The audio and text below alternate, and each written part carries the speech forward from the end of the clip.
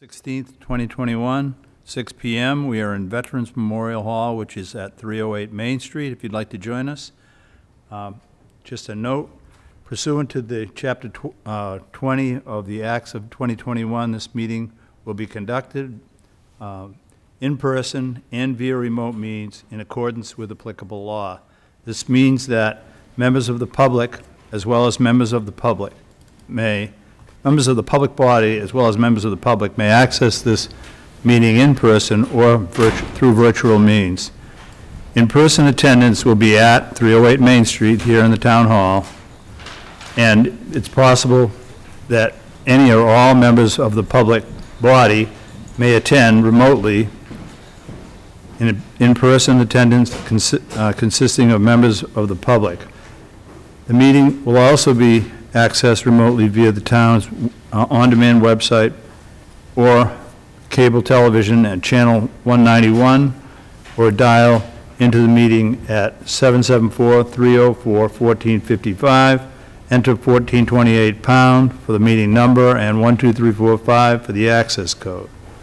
Specific information and the general guidelines for remote participation can be found on the town's website. In accordance, when required by law or allowed by the chair, persons wishing to provide public comment or otherwise participate in the meeting may do so by in-person attendance or accessing the meeting remotely. Okay, that said, Becky, do you want to go right into the meeting, or? No, the first hearing starts at 6:05. So. Yeah, so do you want to, what do you want to do? You're on. Well, we can go to number 11 real quick. So this is a request for a certificate of compliance for 16 Hunter Lane, file number 300-1022. So I went out and did a site visit. We did receive a letter of substantial compliance and an as-built plan from the engineer. They were required to do plantings on the site, so I did go out there and see that. This was the bank. There was a failing retaining wall behind a house that was built as part of a subdivision. They took that retaining wall out and had to slope that down. I did go out, they did have the plantings in, there were 5 trees and 15 winterberry. The whole slope had been seeded with an erosion control seed mix, which had been well stabilized. And they had a lot of sweet fern that was actually kind of colonizing on there too. So it's very well vegetated. They have the fence back up. They're not using the area. I didn't have any concerns. They were required to wait 2 growing seasons, which we did have the 2 growing seasons for that. So I recommend issuance of a complete certificate of compliance for it with ongoing conditions number 45 through 49, which were outlined in the orders of conditions. Okay, thank you. David, any comment?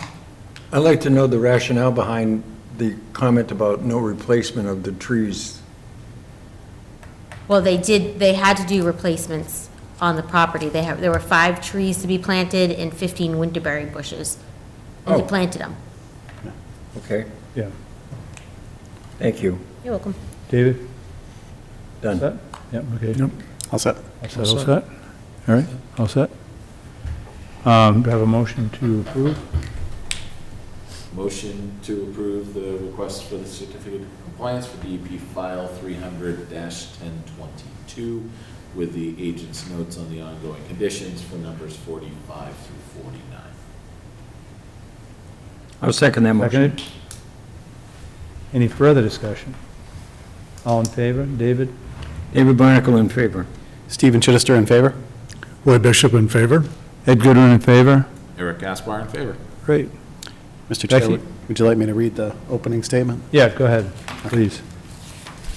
I'll read it really slow. In the interest of saving time, the Sturbridge Conservation Commission will hold all public hearings tonight for work within a wetland, water body, or resource area, and/or within the 200-foot buffer zone to the wetland, water body, or resource area, in accordance with the Massachusetts Wetland Protection Act, MGL Chapter 131, Section 40, and associated regulations, and the Town of Sturbridge Wetland Bylaws and associated regulations. We will not be reading the newspaper ad. Prior to opening the first hearing for each project, the applicant is to submit proof of notification to abutters within 200 feet of the subject property line and proof of legal newspaper advertisement. If these items are not submitted, the public hearing will not open. Additionally, prior to the start of each public hearing, we will announce the location of the project, the applicant, and the applicant's representative. If any of the visitors have not legibly signed in yet, please do. Also, if any visitors are recording this meeting, please let us know. Thank you. All right, thank you. Well, Eric, can you move your mic closer to you? I can't really hear when you're talking. That is generally not an issue, but is this better?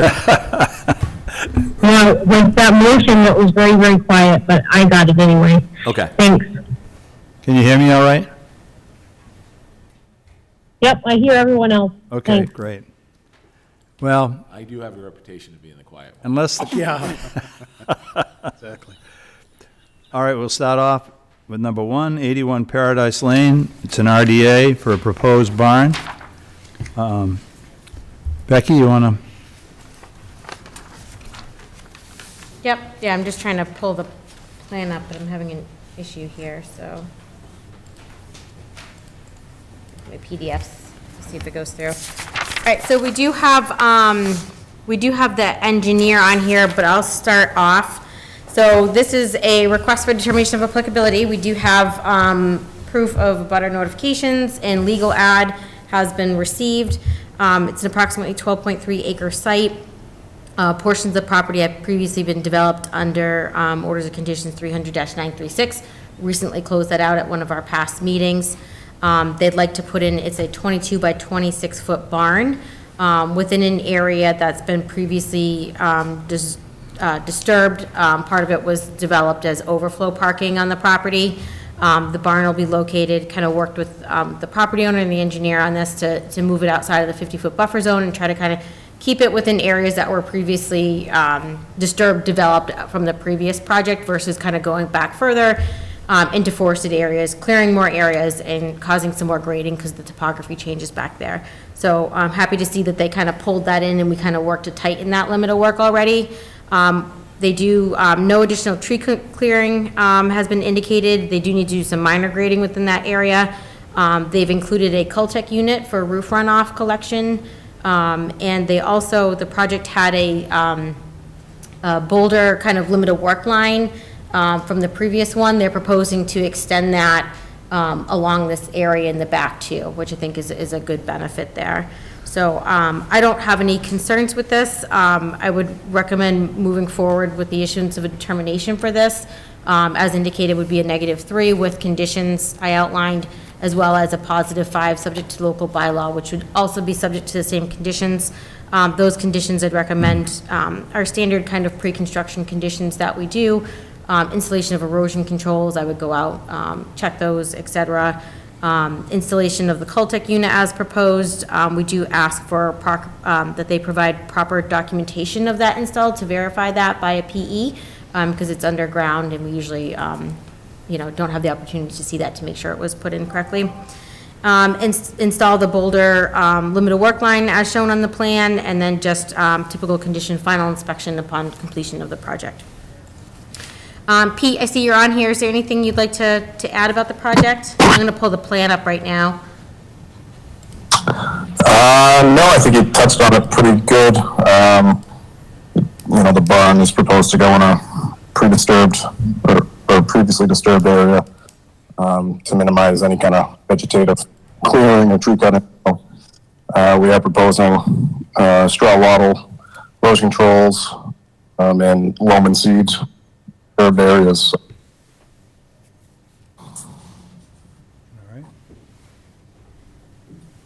We do have the property owner in the audience, so if there's any questions or you have anything you want to add, you can come up too. Yeah, I don't really have anything Okay. to add. Yep. We covered those. Okay. David? Just one question. We use the word boulder, but we don't talk about a description. Is there a minimum size? Or are the boulders on site right now so that we know that it's not the size of a softball or a basketball? The boulders would be on site. We've got boulders all around property, and these are boulders that cannot be moved without equipment. So Okay. we're talking, Good. Thank- 1,000-pound plus boulders. Thank you. That's it. Stephen? So when Ed and I visited the site, it looked like there were stakes placed at the location of where the barn's going to go. Is that correct? Is that? Yeah, actually, those stakes. Yeah, we those just are- gotta ask you to come Yeah. up and use the mic. And just state your name, please, when you, I'm Alan Bronze, the property owner, 81 Paradise Lane. Yeah, those stakes were the original location that I was proposing, and it has since changed. I didn't realize, I thought the site visit was going to occur like this yeah, morning. that's So kind of my I pulled those fault. stakes out over the weekend, so there wasn't going to be any confusion. But Yeah, I was confused because I was looking at the plan and I was looking at the stakes and it didn't seem to line up with where I was, the size of it appeared to be right, but not the location. So is it shifted, I guess, if you're facing where the barn's going to be, was it shifted to the left? It would have been shifted to the left, and then if you're on the driveway forward, like right in the area, you saw the trampoline there? Yes. It would be like sitting right where that trampoline Okay, is perfect. currently at. All right, yeah, that seemed like a better location to me. Yep. Just from the standpoint of impact to the forest and the hillside and stuff, so that's good. Okay, All right, thanks. that's the only question I had. Oh, I'm good. I got one more question. The area is almost completely ledge that you're talking about, yes or no? Actually, even though there's boulders, big boulders right underneath the surface, when we've done any excavation around there, we haven't hit ledge. You haven't? You're going to be putting in a Caltech unit, how deep does that go? I think like 4 feet or something, I don't know, maybe. Yeah, Pete, can you answer that question? Yeah, so I believe it's, the bottom of that Caltech unit would be about 1 foot below existing groundwater, estimated to be like 3 feet. So the existing would actually come up where that Caltech unit is.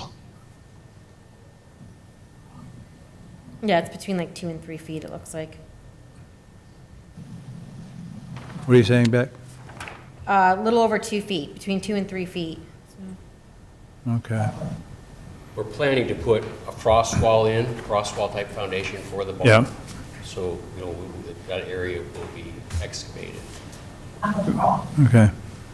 But based on, any excavation that's taken place on the property so far, even though it looks like there's ledge, I don't know what you call ledge, it ends up being large boulders that can be moved and you can then excavate underneath. Yeah, okay. Yep. All right. Anybody in the audience? Is there anyone in the public line who'd like to comment on the RDA for 81 Paradise Lane? Nope. Do I have You a have motion? one other question, just because I haven't seen this before. What is a DOA? Determination of applicability. Oh, all right. I have heard that before. Yes, you have, yeah. Okay. This DOA is, there's another DOA. There is. That's a scary one, I just though. want to make sure. All right, just, Yeah. do I have a motion? Close the public hearing. So moved. Eric Gaspar. Eric Gaspar, second. David Barnacle, second. David Barnacle, second. Any discussion? Hearing none? David Barnacle in favor. Stephen Motion to approve. Okay, go ahead, yep. Stephen Chittister in favor? Roy Bishop in favor? Ed Goodwin in favor? Eric Gaspar in favor. All right. Now, do I have a motion to approve the project? Make a motion to approve the RDA for 81 Paradise Lane with all of the staff recommendations, including the -3 and the +5. Eric Gaspar, second. Discussion? Seeing none, all in favor? David Barnacle in favor. Stephen Chittister in favor? Roy Bishop in favor? Ed Goodwin in favor? Eric Gaspar in favor. Okay, great, thank you. Thanks. Have a nice evening.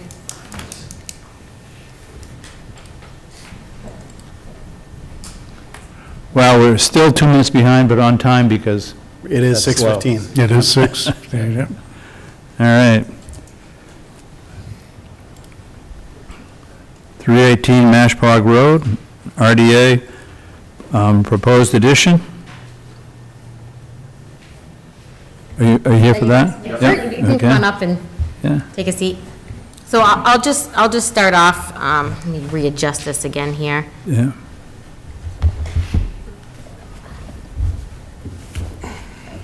See, Should have brought the kids along.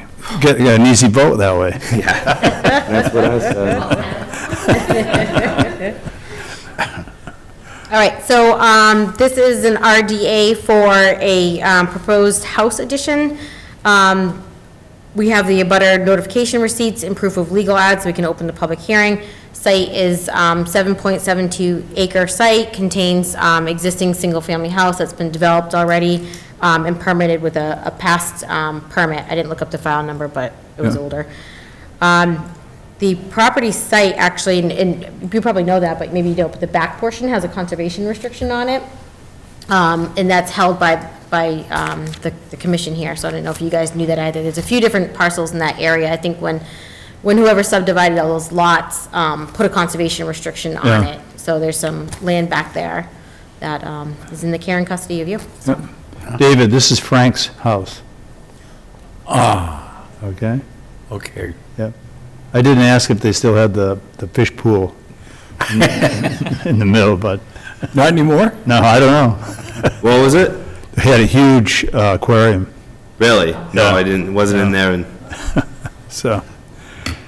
All right? all right, so it's a 20 by 30 addition with a farmer's porch. All work is located with an existing lawn. It's over 50 feet from the edge of the wetland that was delineated earlier this year, from my understanding. I didn't get to go on the site visit. The project includes digging for a frost wall, and they've stated that all material will be directly moved off the site. Project includes installation of erosion controls at the limit of work also. So as the project is outside of the 50-foot buffer zone, it can move forward through this process and being within a developed yard. So I'd recommend issuing a determination of applicability, same as the past project, negative number 3 with conditions, and a positive number 5. That means technically your work is subject to the Wetlands Protection Act, but because you meet certain criteria for your project, you don't have to go through a more extensive permitting process, provided you follow the conditions, erosion controls, things of that nature, to make sure that there's no impact towards the wetland. So I'd recommend our standard conditions prior to the start of work. Typically, that's installation of erosion controls. I'll meet with yourself and the contractor, and we'll go over the work scope, and so they can get started. Removal of the excavated material off-site, maintaining the erosion controls and installing them as shown on the plan. This is going back a number of years, but is there still a path that goes down the steepness of the slope and back of that house? there's like an old country road back there. And is there any activity back there? Because that was one of the reasons, I think, for the CR. Oh, like people dirt biking or something? Yeah, I don't hear that anymore.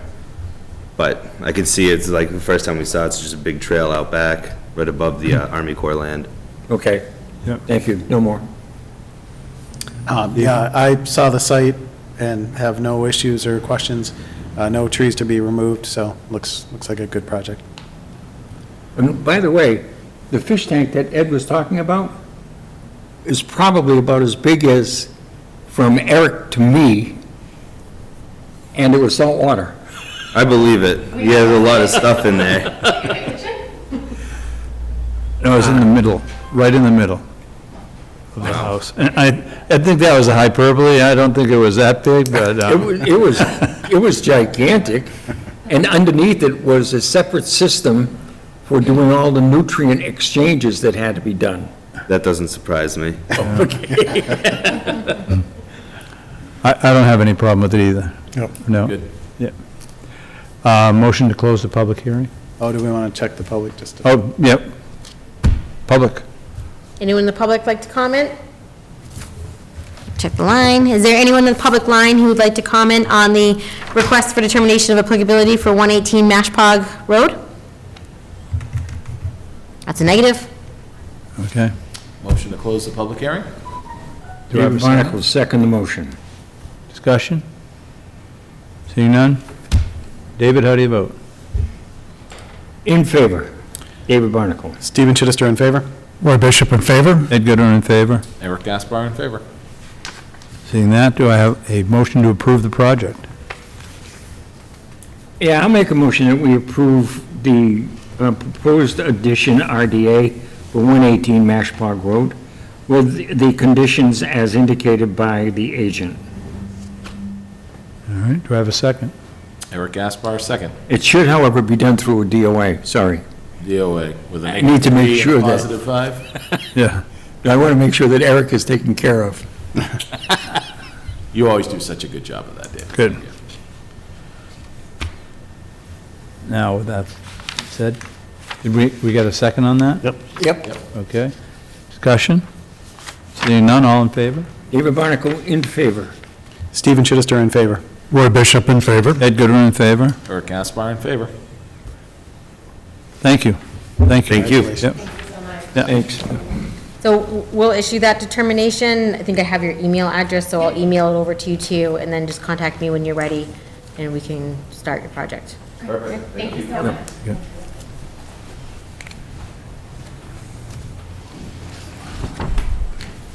Well, we're looking for, what are we looking for time? With 4 minutes. 4 minutes to go. Oh, my God. Can't we argue about something to get this thing on a schedule? You want to go to CPA and Sure? the like? Yeah. Okay. I do have a notice for you on CPA, if I can find it.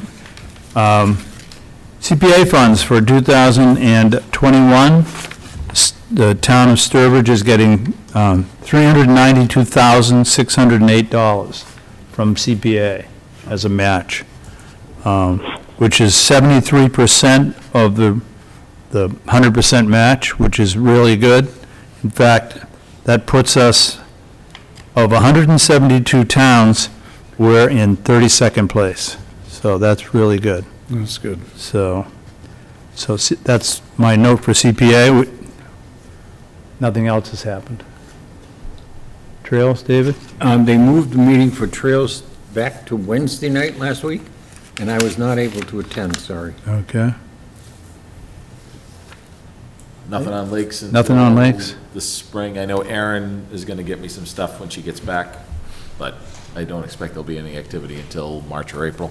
Okay. All right. Well, that killed 2 minutes. That killed 2 minutes and we're back on. I hope that clock doesn't catch up. We got 286 Big Alum Road, notice of intent for a proposed deck, but we don't have, We don't have a Number- DEP file number. we do? Do not. Not, yeah. So, who's going to speak on that? Beck? Yeah, I can start off. We do have the engineer online here, and I can pull up the plan. Let me pull up the plan first, actually. There's that one.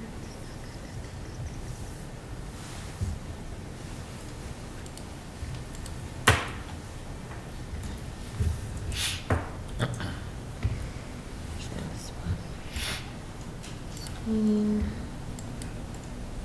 Share.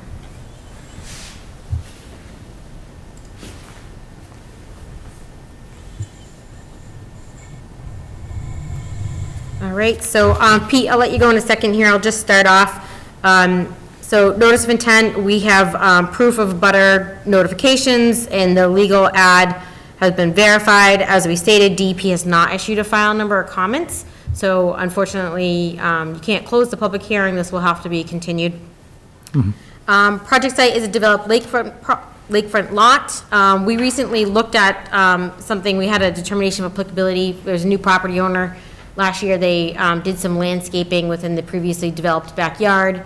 We had a determination for that. What they're looking at now is, they have an existing dock there. They'd like to replace that with a cantilevered permanent structure.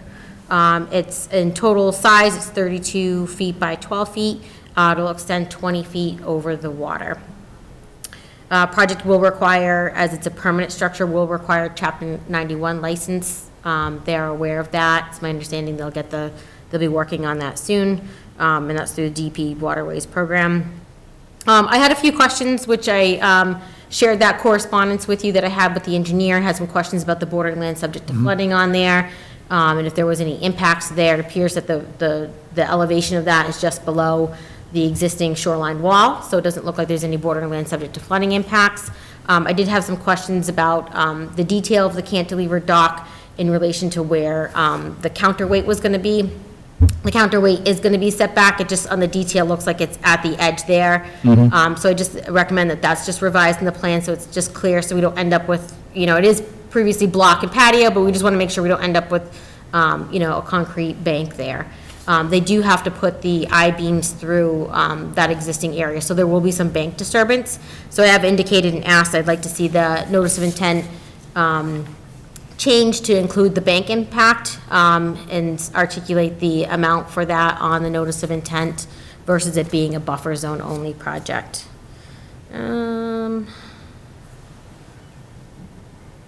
They do include a turbidity curtain during work when they do that bank disturbance if needed. It should be sufficient for what they need to do out there. If they don't really have any bank disturbance there and they're just kind of working in the upland area, we can supplement that with some erosion controls on the upland side, versus actually, just having something in the water, or both if that's necessary. So that would just be my recommendation. Considering, sorry, I'm just going through my notes here. Considering that it's within the previously, developed disturbed area, it doesn't appear that it's going to be a significant impact on the bank there. Therefore, it doesn't appear that, they need to do anything to show that they need to meet those performance standards there. And I wouldn't have any concerns with that. Okay. All right. David? Is there anything you'd like to add on there? Sorry. Oh, okay, The go engineers ahead. on. I did talk to the contractor who was doing that work, and he noted that, he mentioned possibly putting the I-beams through that bank and disturbing that bank slightly, but I talked to him today and clarified that, so the I-beams would stay on top of that bank. I can still, the paperwork we're gonna want to show, 12 feet or so of this, but, Oh, we're from losing you a what- little bit there, Pete. Okay, it wasn't. sorry about that. So from our conversation, those I-beams would be on top of the bank and not through it, so the bank shouldn't be disturbed whatsoever. Okay, so yeah, they'd still be sitting on the bank, so I think that would still be articulated as a disturbance. And it's a there, cantilever right. dock, right? Huh? It's a cantilever dock, so they're gonna have to put a block in. Yeah, they'll do a counterweight setback from the bank, and then the I-beams, what he's saying now, which they're saying is that it'll sit directly on the bank, versus the contractor kind of indicated going through the blocks, the I-beams, it'll just sit on there, so less disturbance. Okay. Correct. David? Peter, how much of the area covered by the concrete and the beam is going to be completely covered so that there will be no growth around it? Or, So the counterweight area is like a 12 by 12 area, which currently it's like a blocked patio. Is around with moss and grass, but it was previously, a blocked patio that would basically be covered up with the. so I think we should have something around that 12 by 12 area so that we don't end up having a wash, so that with the heavy storms that we've been having, it doesn't start eating down by the sides of this bank that is going to be disturbed and start causing an erosion problem. if we get something planted around that 12 by 12 area, or at least on most of the sides that are facing the water, it might preserve it better. I think that if you're on the land kind of looking towards the lake, there is lawn in that area, and then on one side, there is, I believe it's like pachysandra down there. There's some plantings in that area, and I think that was planted as part of, for mitigation when they redid this house in the past. So there are plantings, and the other side of it is completely vegetated along the shoreline there, so. Right, the south and east side of that counterweight area where that patio is currently vegetated already, and there's boulders in there. It's more just that north side of that existing lawn where they would access from. Well, my concern is that we have a 25-foot no-touch buffer zone, and a 12 by 12 area within that 25-foot buffer zone is being removed.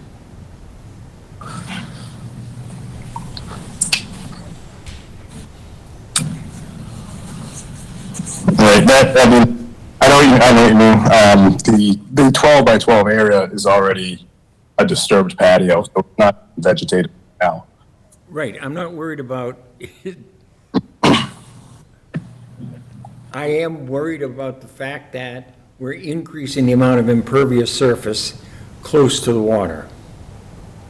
And we may be setting up guidelines for which the water can start an erosive process around this concrete and running it directly into the lake, which we're supposed to be protecting. It's just a concern, Peter. You can explain it to me. Yeah, I mean, I don't think we're increasing impervious area. The patio is the exact size of that counterweight. So it's basically the patio is being replaced by. Okay. Stephen? Yeah, Peter, there's that 12-inch tree that's on the northeast corner of where the counterweight's going to go, the end of the dock. Yep. Is there any concern about, because you have to dig down to put the counterweight in, you know, obviously the current patio is just sitting on the surface. Right. Is there any concern about losing that tree as a result of putting in that counterweight? Basically, what I was told by the contractor, they're just going to remove those blocks, replace those blocks, gravel, crushed stone, and then that counterweight will be on top of that. So the top of the dock was like 18 inches above the existing grade. So they don't rip down in order to put that counterweight in. It's not getting buried into the ground. Okay, that's great. That helps. Thank you. And there isn't anything, it's just the boulder that's on the south side of that, right? There's no Correct. trees on that side. Yeah. Okay. Thank you. That's it for me, Ed. Eric? Peter, just so we're clear, so the width of the dock being wider than it is currently is not going to affect the bank or any impervious area that is currently buffering the bank, because that kind of pebble-looking area that it looks to be underneath the full width of the dock that you're proposing is already an impervious patio. Is that what I understood from the question and answering from David? Correct, yeah, the existing dock is not, it's not as wide as that patio. That patio extends further north than that dock does now. Okay, well, so will part of that patio remain then? No, so the existing patio is basically, it's 12 by 12, basically the exact same size as what the dock count is. So the entire patio would be removed and replaced by the dock. Okay, all right, thank you. Thanks. Peter, Edgar, what is the consistency of the patio at the present time? What is it made out of? Is that, so it's, as far as I know, it's like brick pavers, but it looks like it's it wasn't maintained very well. I would argue that it's not a pervious surface. There's moss growing, all over the.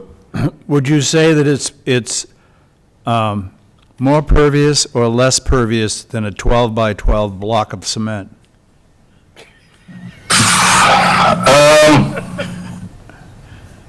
I mean, there's probably, I guess it would be more pervious, but it's definitely not, like a lawn condition. When it What rains. we've had in the past, not that the past matters, but when this has been done before, cantilevered docks, they have the block, assuming that it's 12 wide, would be, I don't know, 2 feet in thickness, and that would be what the dock would be cantilevered off of. This seems like excessive. And the other question I have is, I thought from my looking at it that you had 2 levels of cement wall there now. Is that correct? 2 levels, I don't know what you mean. Well, 1 level and then another level as you go along the front.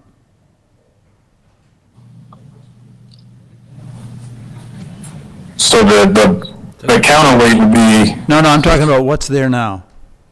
There was a couple of photos in the NOI application. of the shoreline, Yeah. it's mainly bouldered shoreline, and then where the dock is, I think there's like a little bump out that's The cement Maybe. block, right? a 1x2 cement block, yeah. It's like, I think it might have been supposed to be a step or something to get into the lake. Are there 2 different levels of that cement block? I'm just wondering what we're going to end up with. As far as I know, it's the bank is pretty level across that whole section. Yeah. It's all Eric? Do you want me to pull the pictures up? Yeah, go ahead. Great. Yeah, Yeah. I just found them. I didn't have a chance to see it.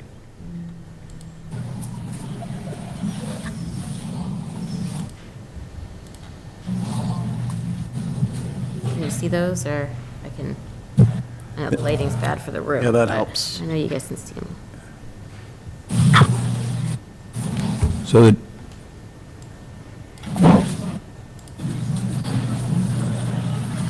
So you're trying to see that Yeah. area. so the block is underneath the current dock, right? Right there. Yeah. And then it comes over and there's a step down into the water? Correct. Is that going to be there? How are they going to get into the water? That would be covered up with the new dock. So basically the right side of that step is about the 12-foot mark. So basically that would be under the deck, but there would be no step into the water. How are they going to get into the water? I don't know if they need to. There's no proposal to create any kind of new step. That step looks like it's underwater. That would be, if you put the block to that extent into the, wouldn't you be filling the pond?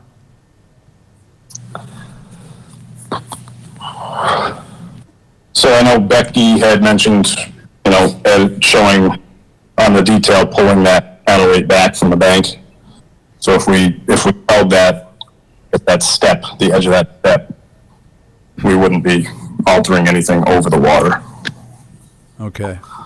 I'd like to see the on-land block smaller. Anybody else? That's a good point. You mean the counterweight block? Yeah, I mean, the 12 by 12 onshore patio, so to speak. Well, I think that's under the dock, Right. yeah. But it should be shown in the detail of the plan exactly where because right now it shows the whole area underneath the dock as being Yep. the counterweight, and that needs to be pulled back and it needs to be shown on the I plan. agree. Yeah. Now, this has to go to the selectmen for approval? No, because No. it's a permanent structure, it goes to DEP, the Waterways Program, for Chapter 91 license. Okay. Even though it's cantilevered, so that it comes Yep. up? Yeah. Yep, it's a permanent structure. Yeah. One last question, Peter. Where does the cantilever operate from?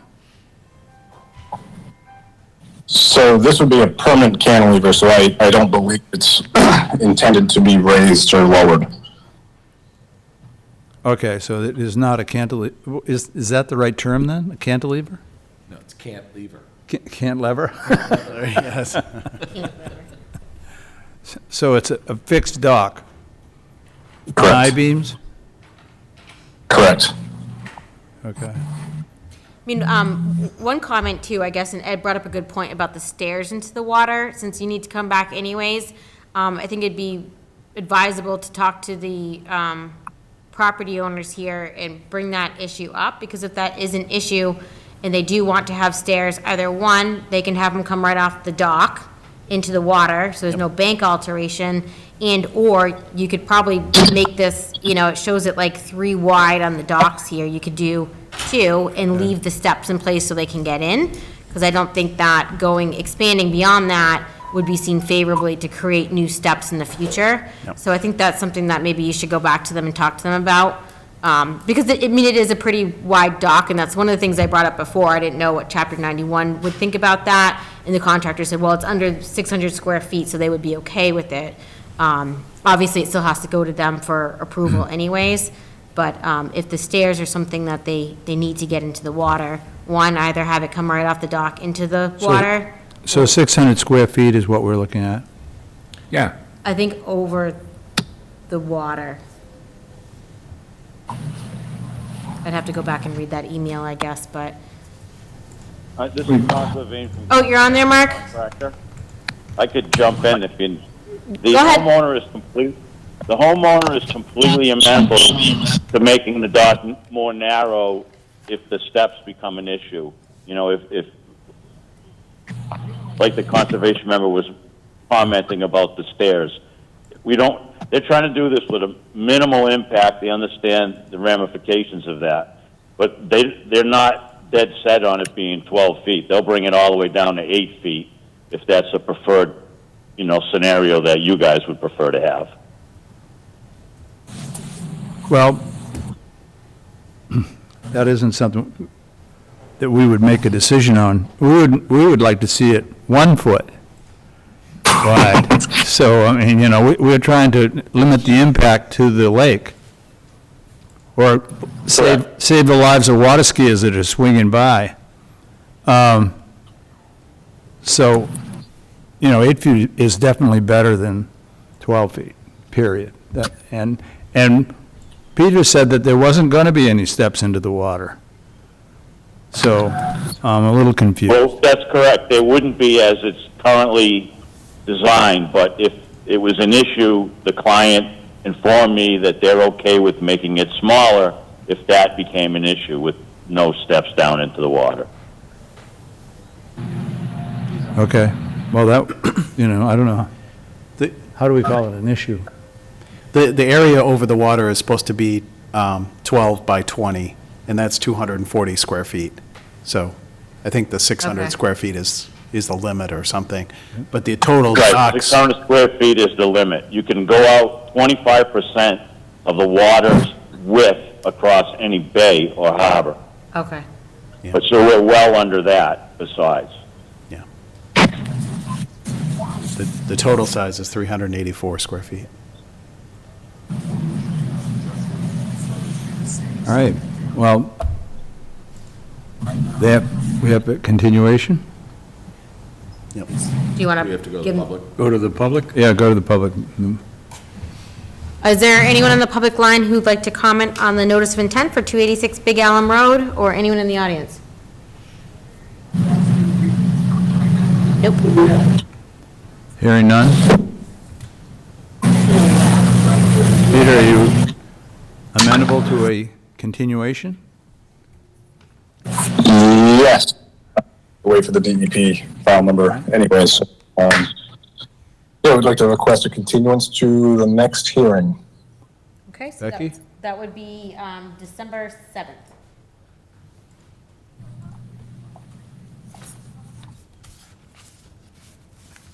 What time? Eric?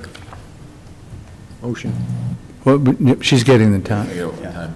Or, we don't. No, we don't do that We don't do that anymore. Okay. Yeah, just- So motion to continue the hearing until December the 7th. Do I have a second? I'll second that motion, David Barnacle. Any discussion? Seeing none, all in favor? David Barnacle in favor. Stephen Chittister in favor. Roy Bishop in favor? Ed Goodwin in favor? Eric Gaspar in favor. All right, thanks. Thank you. We appreciate it. You also, put us back so we don't have to worry about the clock so much. Yeah, I try. yeah. All right, we are now on to 64 Shattuck Road. NOI for a proposed garage, DEP file number 300- don't have it? We do not have one. Aw, Lenny, you're gonna have to come back.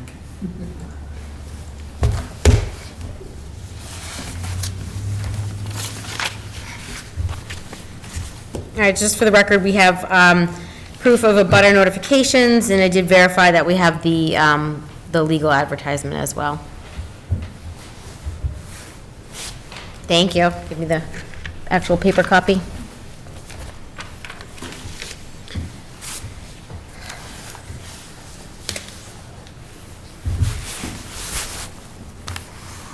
Lenny, do you want to start, or do you want me to? No, you can start. Oh, thank you. So this is a project site. It's a developed single-family house. It is located within riverfront area. They are proposing to put a garage in within the outer riverfront area, so within 100 to 200 feet, riparian. Oh, thank you very much. They weren't aware of the riverfront requirements. Some of the work has already started to take place. They took out a few trees. They've started to dig for the foundation. They filed for a building permit and realized, I red flagged it, that there's a river back there. So they became aware of the requirements. They worked with the engineer, got the application in. They put work on hold to allow for the review of this. So what we're looking at here is it's a result of 3,656 square feet of riverfront area, as I mentioned, between the 100 and 200 foot, which is the outer riverfront area. A portion of the area, so where the garage was sited, with the narrative and the alternative analysis that was provided, they cited the garage in that location. Due to the topography on the site, access for parking within the garage in the existing house area, and to kind of minimize the overall disturbance with the slopes there. So that's why it's been proposed there. Part of that was a parking area, I was informed.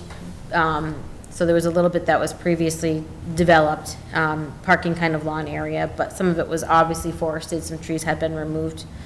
So the property was developed prior to the Rivers Act. Disturbances under the permittable threshold, which is 5,000 square feet or 10% of the lot, whichever is more, provided there's no significant impact on the standards, and that they meet those. And I referenced the part of the regulation there for you to look at. The project does include erosion controls. They're staying outside of the first 100 feet, which is primarily an undeveloped area on the site.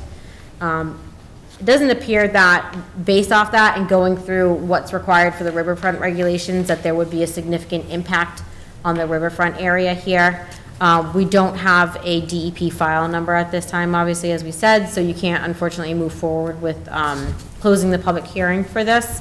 There was a couple things, the original plan came in, I asked for a couple things to be modified on there to show the 200-foot riparian, it just showed the buffer zone, and then to elaborate a little bit more on the alternative analysis which was provided. And then I was just provided with, because it's riverfront area, DEP requires a additional fee for riverfront projects, so Lenny just provided that for us too.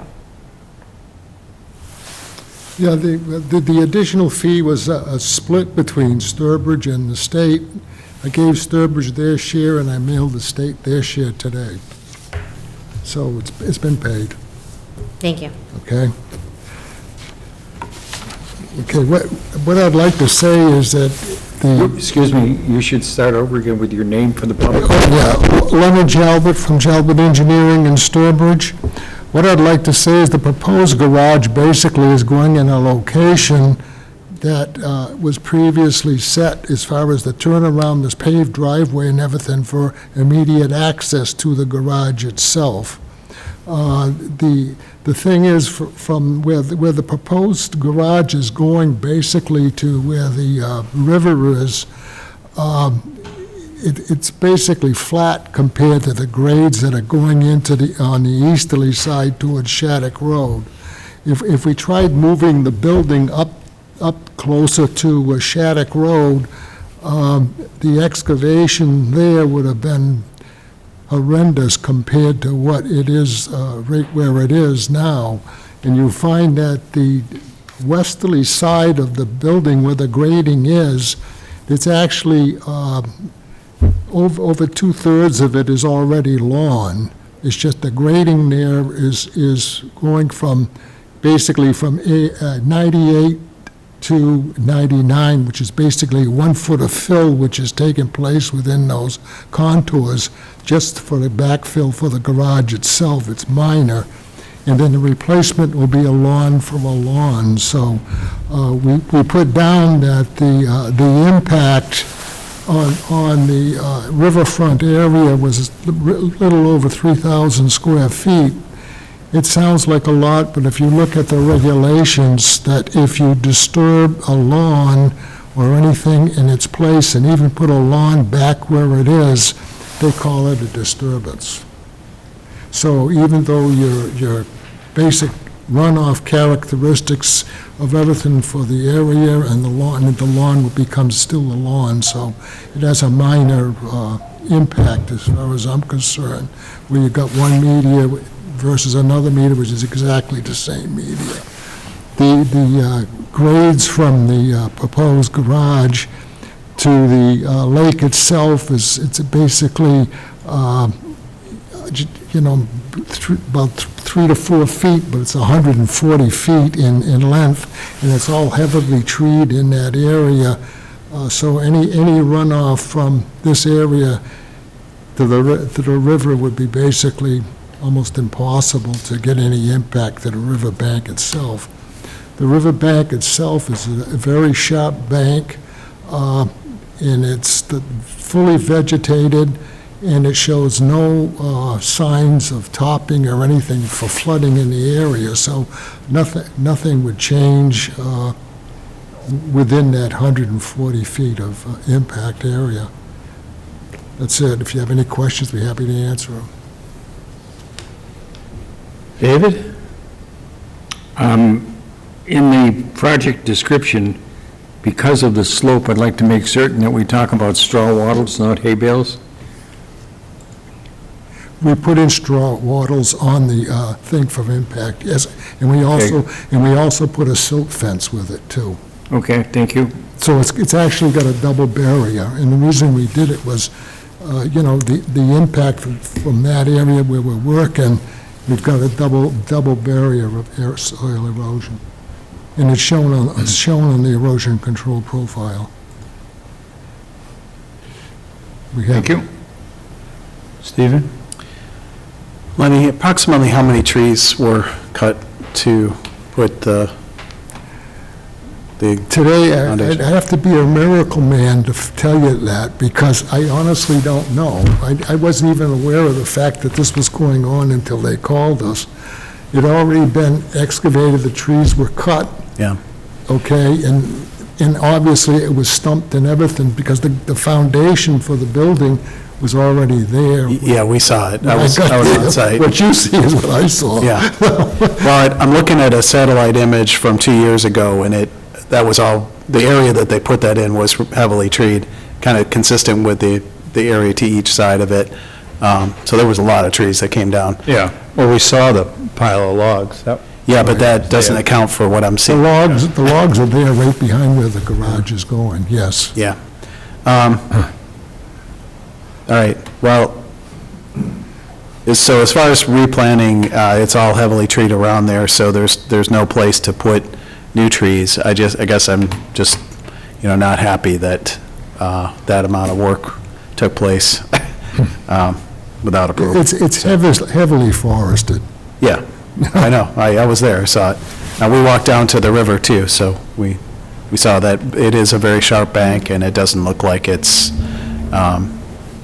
flooding out of that area, so.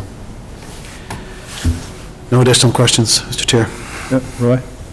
How much of the excavation has been completed? Please, once again, how much of the excavation, what? Has been completed? To my knowledge, it's all done. Yeah. It's excavated right to where the footings are going to be poured. There's no more excavation to take place. Is the material still there?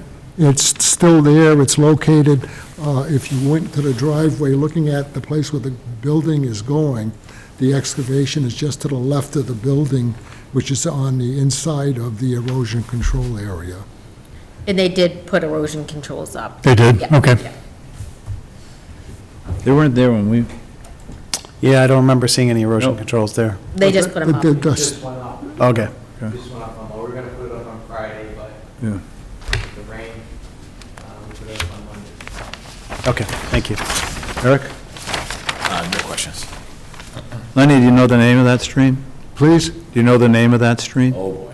Yes, it's the It's Hammett Brook. Hammett Brook, yes. Lenny, do you know how much money we spent on breaking Hammett Brook up, trying to make the water stream better? 1.2 million. $1.2 million. Okay.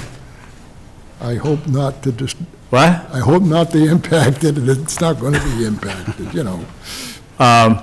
The size of the garage that's going in is, 26 by 32. and is it two-story? To my net, single story, just. Single story? Structure with truss roof, yes. Two-bay? Two-bay, yes. Yeah.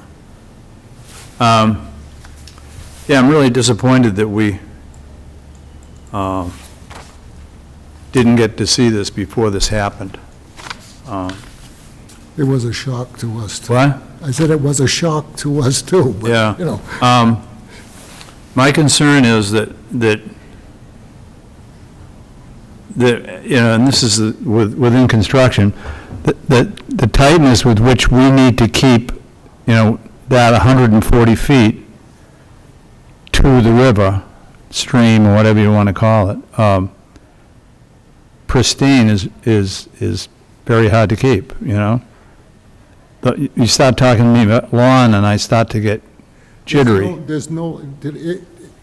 Okay, just to let you know, the lawn area itself is basically from where the fence is right now, okay, that is going back, that's in that area, but from that down there, we're not putting in anything else beside that.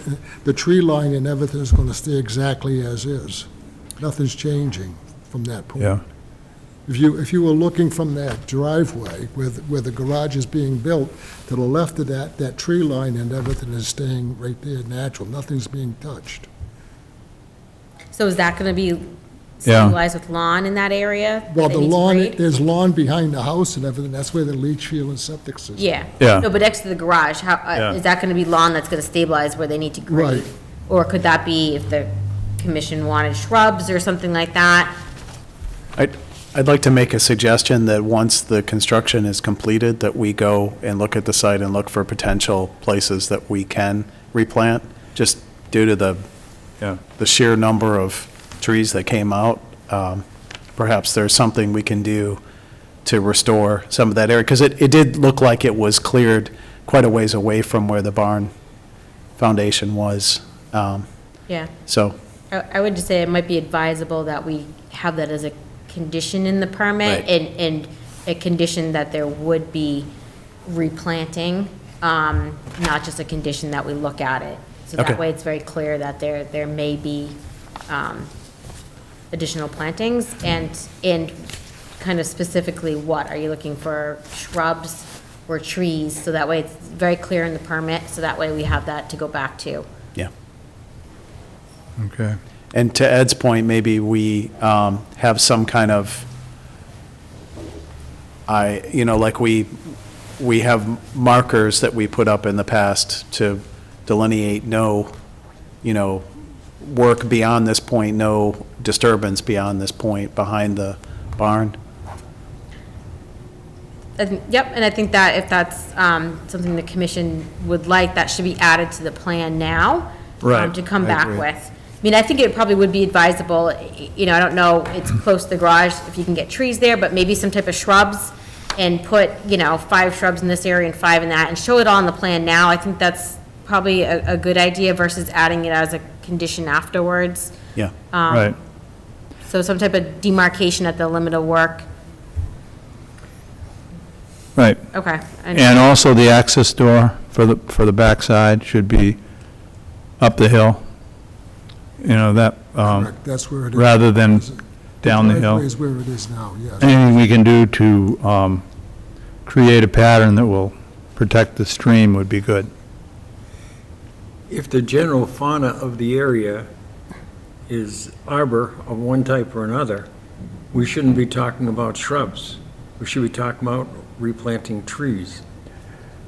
Except that they didn't do a bad job. The construction, the clearing is pretty concise for the building. It's not, it's done, I think it was probably done with a backhoe rather than a bulldozer, So I don't think we're So it going to. was stumped also? Yes. It was stumped, yeah. So what you have is a bare, ready for a footing. So what can I tell you? It's just, it's a tough place. I don't think we would have approved it that close, No, I don't think we would have approved it, but I don't think we would have been off by, what? Another 20 feet or 20 feet. Yeah, but but it's done, and I think that the key now is to set the pattern and not have anything else happen. Right. And protect the envelope of the work. Where does the runoff come from the roof? There'd be drip, it's a pitched roof, be dripping on each side, okay? So there's no gutters, there's no, No, it would be natural sheet flow through. You're going to put in a drip strip? On each side of the garage, yes, there would be, yeah. That's normal. Yeah, that's not shown on the plan, so that could be added too. No, we didn't detail the drip strip on the plan itself. I think, Roy, what we oftentimes ask for is a drip strip, which is about 8 inches wide and 8 to 12 inches deep, filled with coarse gravel, not big gravel, small gravel. okay. So that what you get is immediate recharge. The water goes right back into the ground instead of being conducted off some other area. Okay. Perfect. I have notes and. you got notes? Yep. Yeah. We'll work with the engineer on So let's, revisions to come back. Is it? Okay. so let's go to the audience. Anyone in the audience like to speak? Now the outside audience. Yep. Is there anyone on the public line who would like to speak in regards to the notice of intent for 64 Shattuck Road? Just me. Yep. Motion to continue the hearing until December 7th, Lenny? Does that work for you? Next meeting. Next meeting? Consider it done. Aren't you going to be down in the islands then? Please? Huh? I'm going to Florida later. I'll be down there. All right, I'll second. great. Second. Discussion? All in favor? David Monaco in favor. Stephen Chittister in favor? Roy Bishop in favor? Ed Goodwin in favor? Eric Gaspar in favor.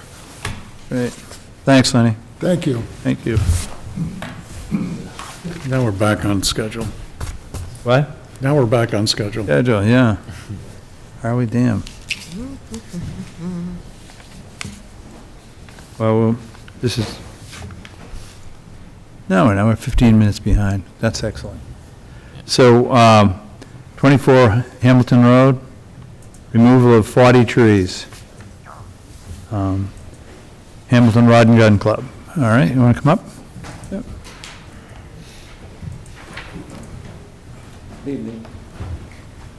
All right. Good evening. How you doing, Becky? Good. So just for the record, we do have proof of butter notification in the legal ad posting for the hearing. So this is a request for determination of applicability. Some members of the board did do a site visit last week to take a look at this. The request is for the removal of 40 dead and/or declining red pine trees that appear to have been infected by a fungus out there. I forget what it's called. I didn't write it down on this, but they did have a forester look at it, and he did confirm that that's what's affecting those trees out there. So they would like to remove the trees in that area. Concerns mentioned are there's public in that area and some safety concerns with falling limbs, et cetera. It's Diplodia blight. Good memory. No, I have it on this piece of paper Oh, you right wrote it here. down earlier? Yeah, I know what you're talking about, so. The last thing I have is a good memory. Yeah. So with the request, they did include a letter from the forester who did indicate that there was kind of a substantial low-growing understory, some saplings of trees that were growing up, and it was his opinion that he didn't really feel that they need to do some replacements in that area. You know, with these type of removals, typically the commission does require some type of replacements to add canopy. I do think that, you know, typically they have a 2-to-1. That might be a little egregious for that area in the situation. I do think that some replacements would be advisable, especially because it is a pretty big area that would lose the canopy. And I think too, just kind of looking at the pond in totality there, thinking about the other side, we don't really have a lot of shade, canopy, trees on the lake, that maybe there's a way to discuss some replacements that would, you know, be in that area, maybe on the other side of the lake, that can create a canopy in the future that, you know, meets their interests, which are the interests of the resource area. You know, wildlife, shading, keeping those, you know, temperatures down, which is important to the ecology of the pond, we know. So that would be my recommendation. I mean, it's not your fault. These trees are dead and dying. Dead trees are great, you know, for wildlife habitat. They're great to leave there. We do know when there's developments in there, people do have some concerns. But I would recommend just trying to create a plan that does add something in that area. Some taller trees in that area I think would be advisable, just because everything that's there is pretty low by the time it grows. Add some stuff in there. Maybe add a few things on the other side of the lake that can help create that canopy. And also, you know, not impact the recreational values that, you know, for fishing and things like that too. So find some balance. I think that would be in the best interest for the pond and all the downstream resource areas too. So that would be my take on that. Okay. Were most of the trees red pine? Yes. Yes. In that whole area? There's some regular pine trees within there, and there's a couple of different, on the ends of the property. Kind of in the middle there, no, there's nothing else, a couple of big regular pine trees. And it was pretty tight, tree to tree? Presently, yes.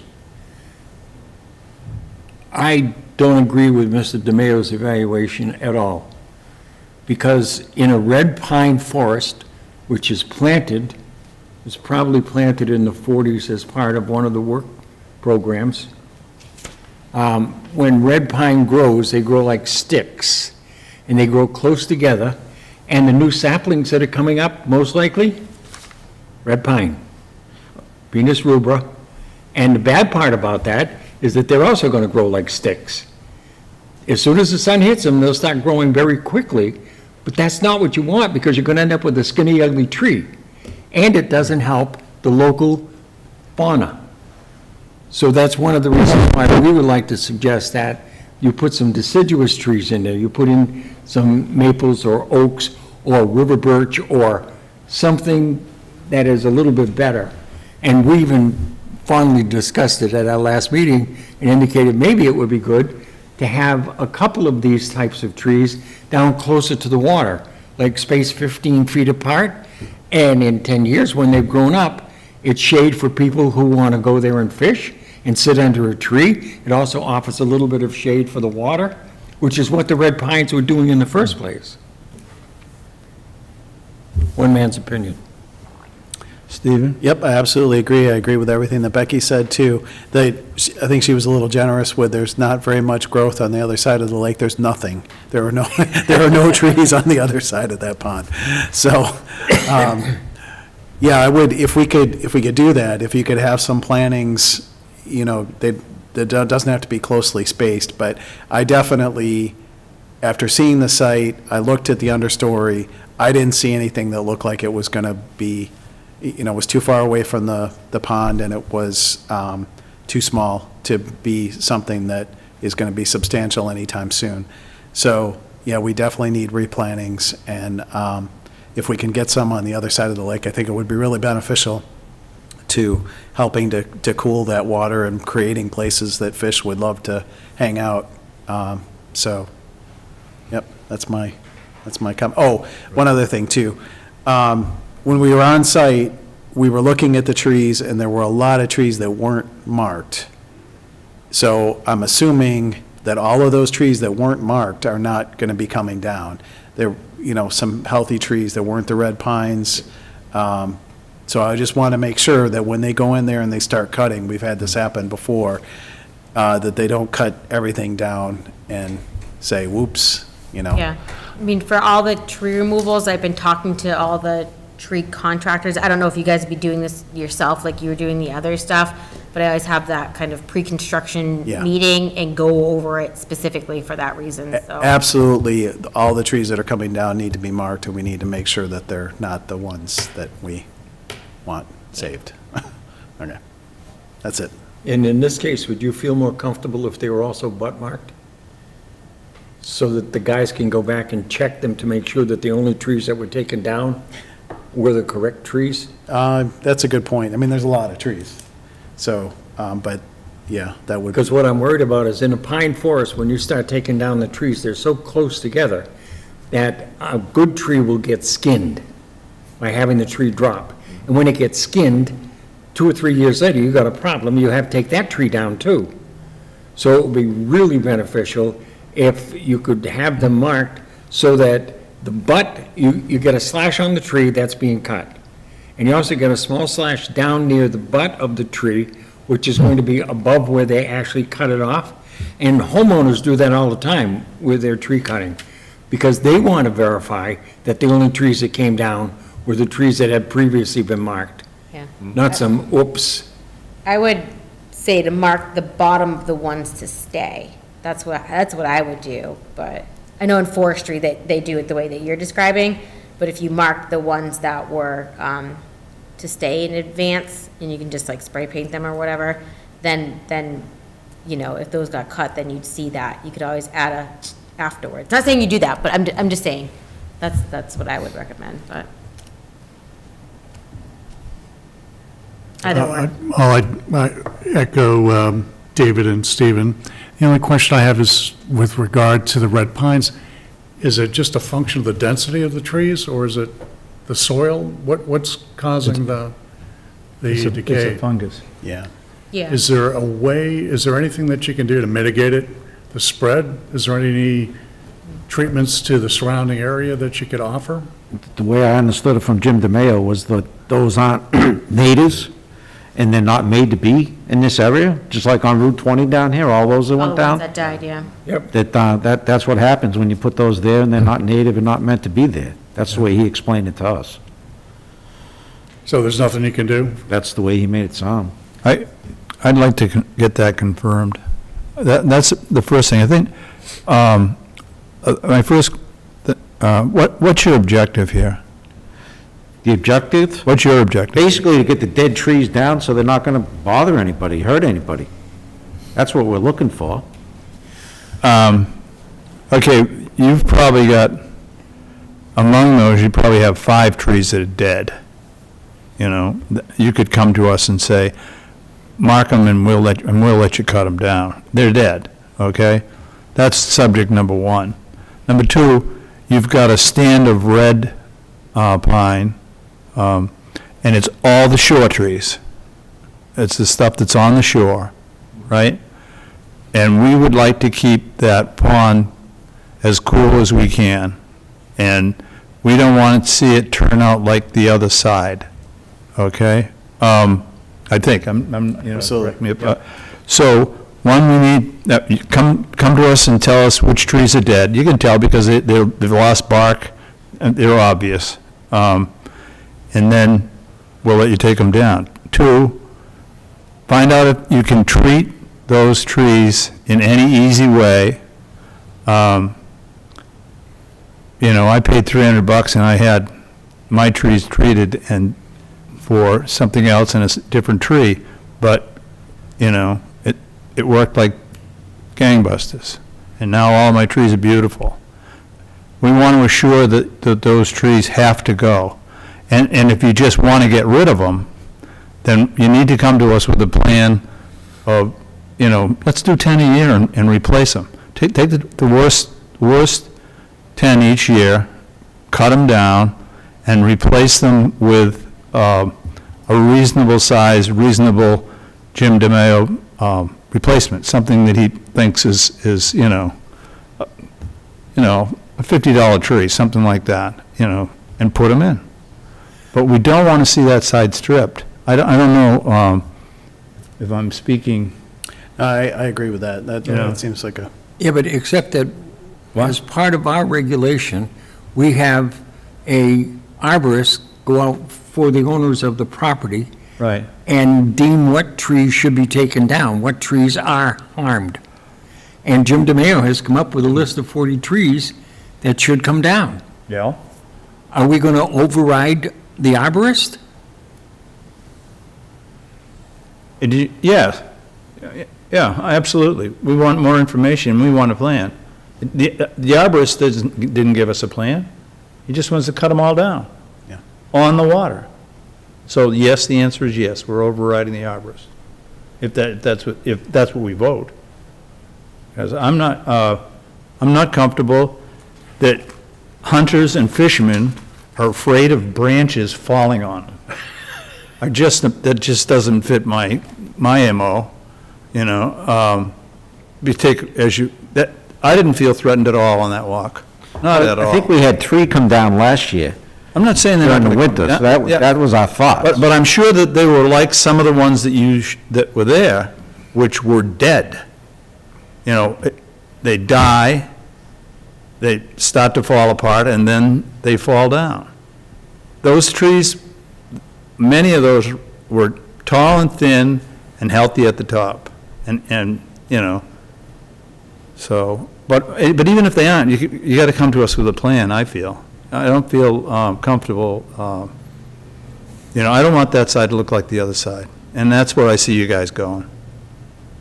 That's not our intent. Yeah, but, you know, we asked you to take a look at putting in a 25-foot buffer zone on the other side. Just don't cut it. Don't touch it, just don't cut it. And you guys mow right to the water, like you're a homeowner. That's our number 1 pond. That's what our members pay for. Right. They pay for the recreation of that pond and to be able to go fishing down there. If Nobody's stopping them a from 25-foot buffer zone of 10-foot high brush or bushes, they're fly fishing over there. That's a They need hyperbole. something that's You know how wide long- open. How long would it take if you just stopped mowing it? Or if you did what people do who are trying to protect endangered species and they just mow once in November? Fields that are mowed once in November, you know, have great benefit. Mowed lawns don't have great benefit. You know, it isn't like we just made that like that. That's been like that. I know, That I know. pond 30 No. years ago, Okay. that side has been clear, wide open since it's been made. Yes, and you could take an action to change that. Put a few trees in. Do you question the fact that colder water is better for fish? Not at all. Okay. I agree with you. Yeah. And we want to have more fish So in that. that, you could actually say that by mowing that lawn, you are making the water in Cedar Lake warmer. So all we're trying to do is come up with a plan here that meets your need. And your need is that you don't want people to be, what you told me is you don't want people to be hit by a tree. So if you come up with those, they were debarked in many cases. Just, let's cut them. Come back with a plan to cut those. But don't tell me that a tree that's totally barked all the way up and has a green canopy on it is going to fall on your head straight. These things are straight as an arrow. And then the other thing is if there's anything we can do to treat some of them, and I'm not trying to make you keep them.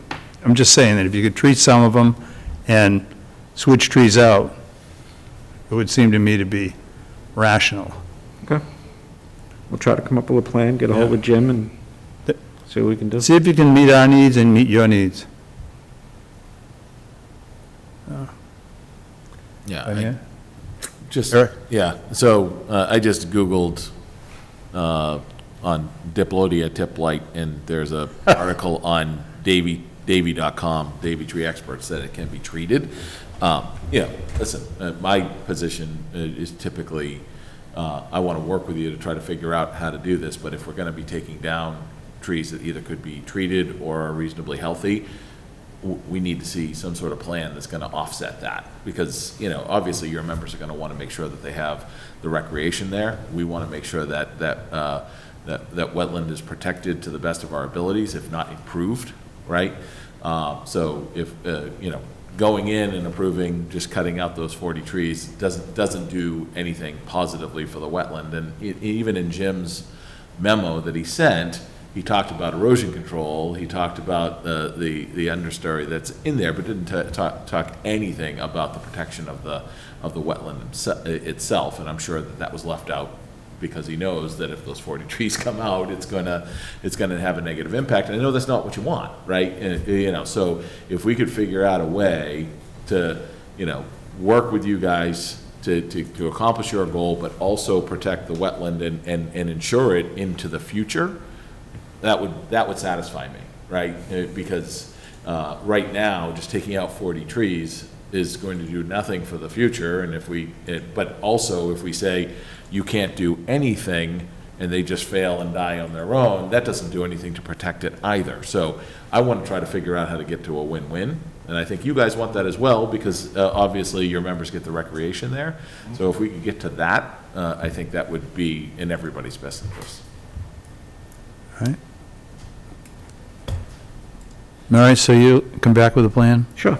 But, Work on you don't have to come back with a plan for the dead ones. Just, have Becky take a look at them and say, get rid of them, And I don't remember how many there were, but there were some. And those could fall on you. And if you contact Jim, I can come out and meet you guys and Jim, and we can go over something. I apologize, I had to miss those 2 site visit dates, but maybe we can work together and get that back to them. Okay. All right? Not a problem. Do we need to go to the public? Is there anyone on the public line who would like to speak for the request for determination of applicability for 24 Hamilton Road? Nope. When would you guys like to come back? Next meeting or sometime in early January? I'm probably going to say probably a month or two. Jim's always kind of hard to get a hold of. He's Okay. behind quite a bit, so maybe a couple of months before. We didn't plan on doing anything until anything was frozen anyways. Okay, so January Yeah. 6th is the 2 meetings out. Does that That sound sounds good. good? Yep, January that sounds 6th? good. Okay. I'd like to make a motion for a continuance to our January 6th meeting. David Barnacle, second. One comment, though, you know, within treatment, you have to find out what it's going to cost. You know, if it's absorbent or it's not pragmatic. You have to make your plan according to what it is. I'm just saying, you know. Vote. All in favor? David Barnacle in favor. Stephen Chittister in favor. Roy Bishop in favor. Ed Goodwin in favor. Eric Gaspar in favor. Thanks, guys. Thanks, gentlemen. Appreciate it. Okay, we are now at Clark Road, continued NOI, single-family home with associated site work, DEP file number 300-1112. So we have a written request for a continuation for this project. They needed some additional time to work with the, you know, the contractor, the engineer, for revising that site plan and getting that staked on site. So they've asked for a continuation to the December 7th meeting. Okay. Any discussion on that? Hang on.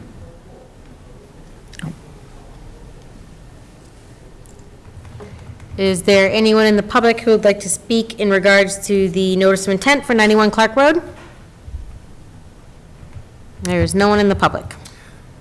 One of the things that we need to do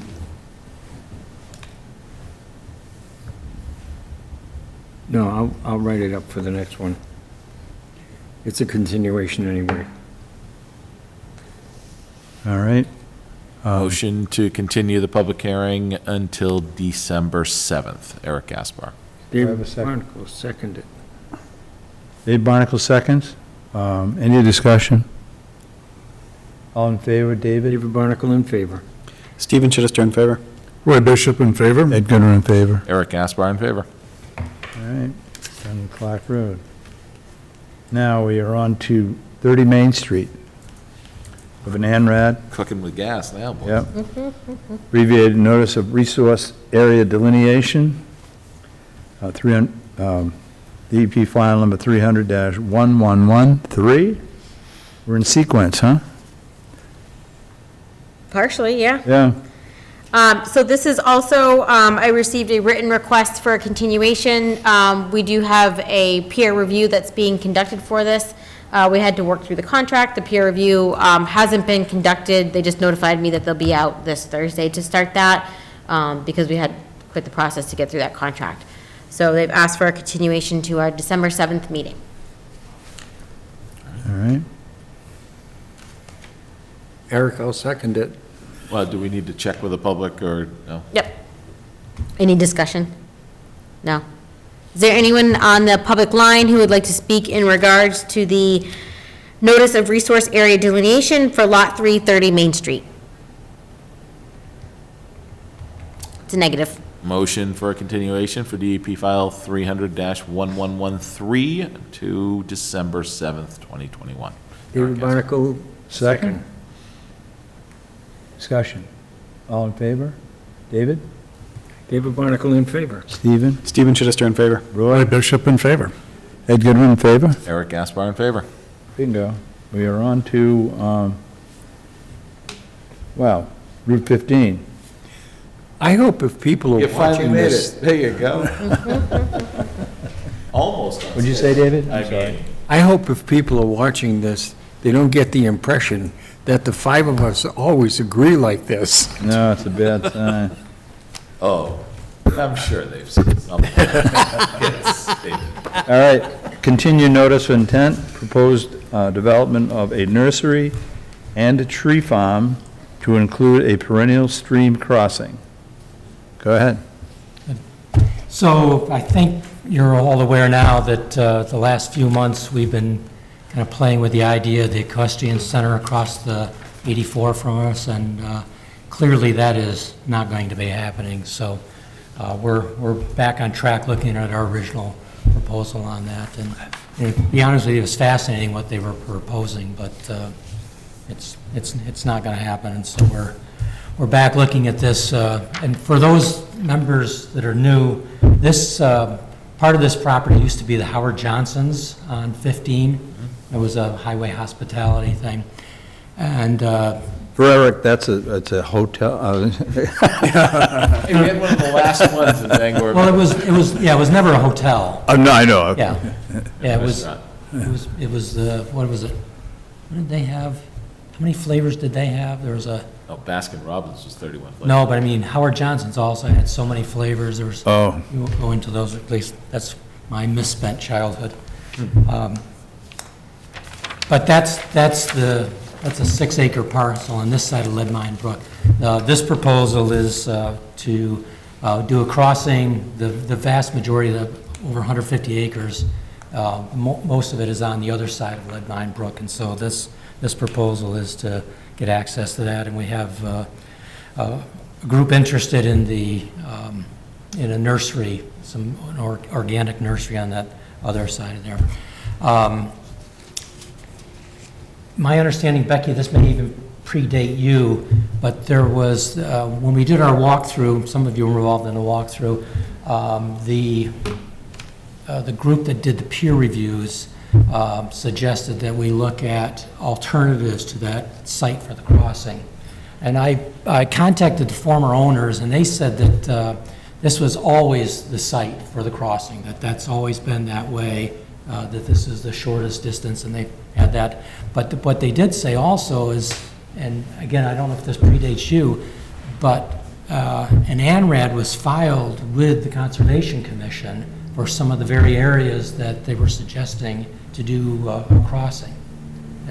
Yeah, that predates me, so we'd have to. So if I could get that information, supposedly the ANRAD was filed by a group called JMP, who is no longer in business, and the owner's trying to get me copies of what they have. But if it's been filed here, would you still retain a copy of that? It's expired, though. That's what he said when he went through his reorganization. When would it, let it lapse. when would it have been filed? 2005, 2005. and it may have been renewed. Yeah, it has to be done every 3 years. It hasn't. I can assure you, we haven't heard I it. know it wasn't during the reorganization, Yeah. that they didn't do any of that kind of Yeah, stuff, so it's so- lapsed. But that information would be extremely helpful. Yeah, it would be useful too if it had like, what the address was it for both properties, were there other properties involved? Because sometimes with the older filings, we found that with multiple addresses, sometimes within DEP system, they might have only listed one address or a lot number if they're proposing a lot somewhere. But we can search our records and see what comes up for Route 15, and having that 2005 date can help us narrow our search.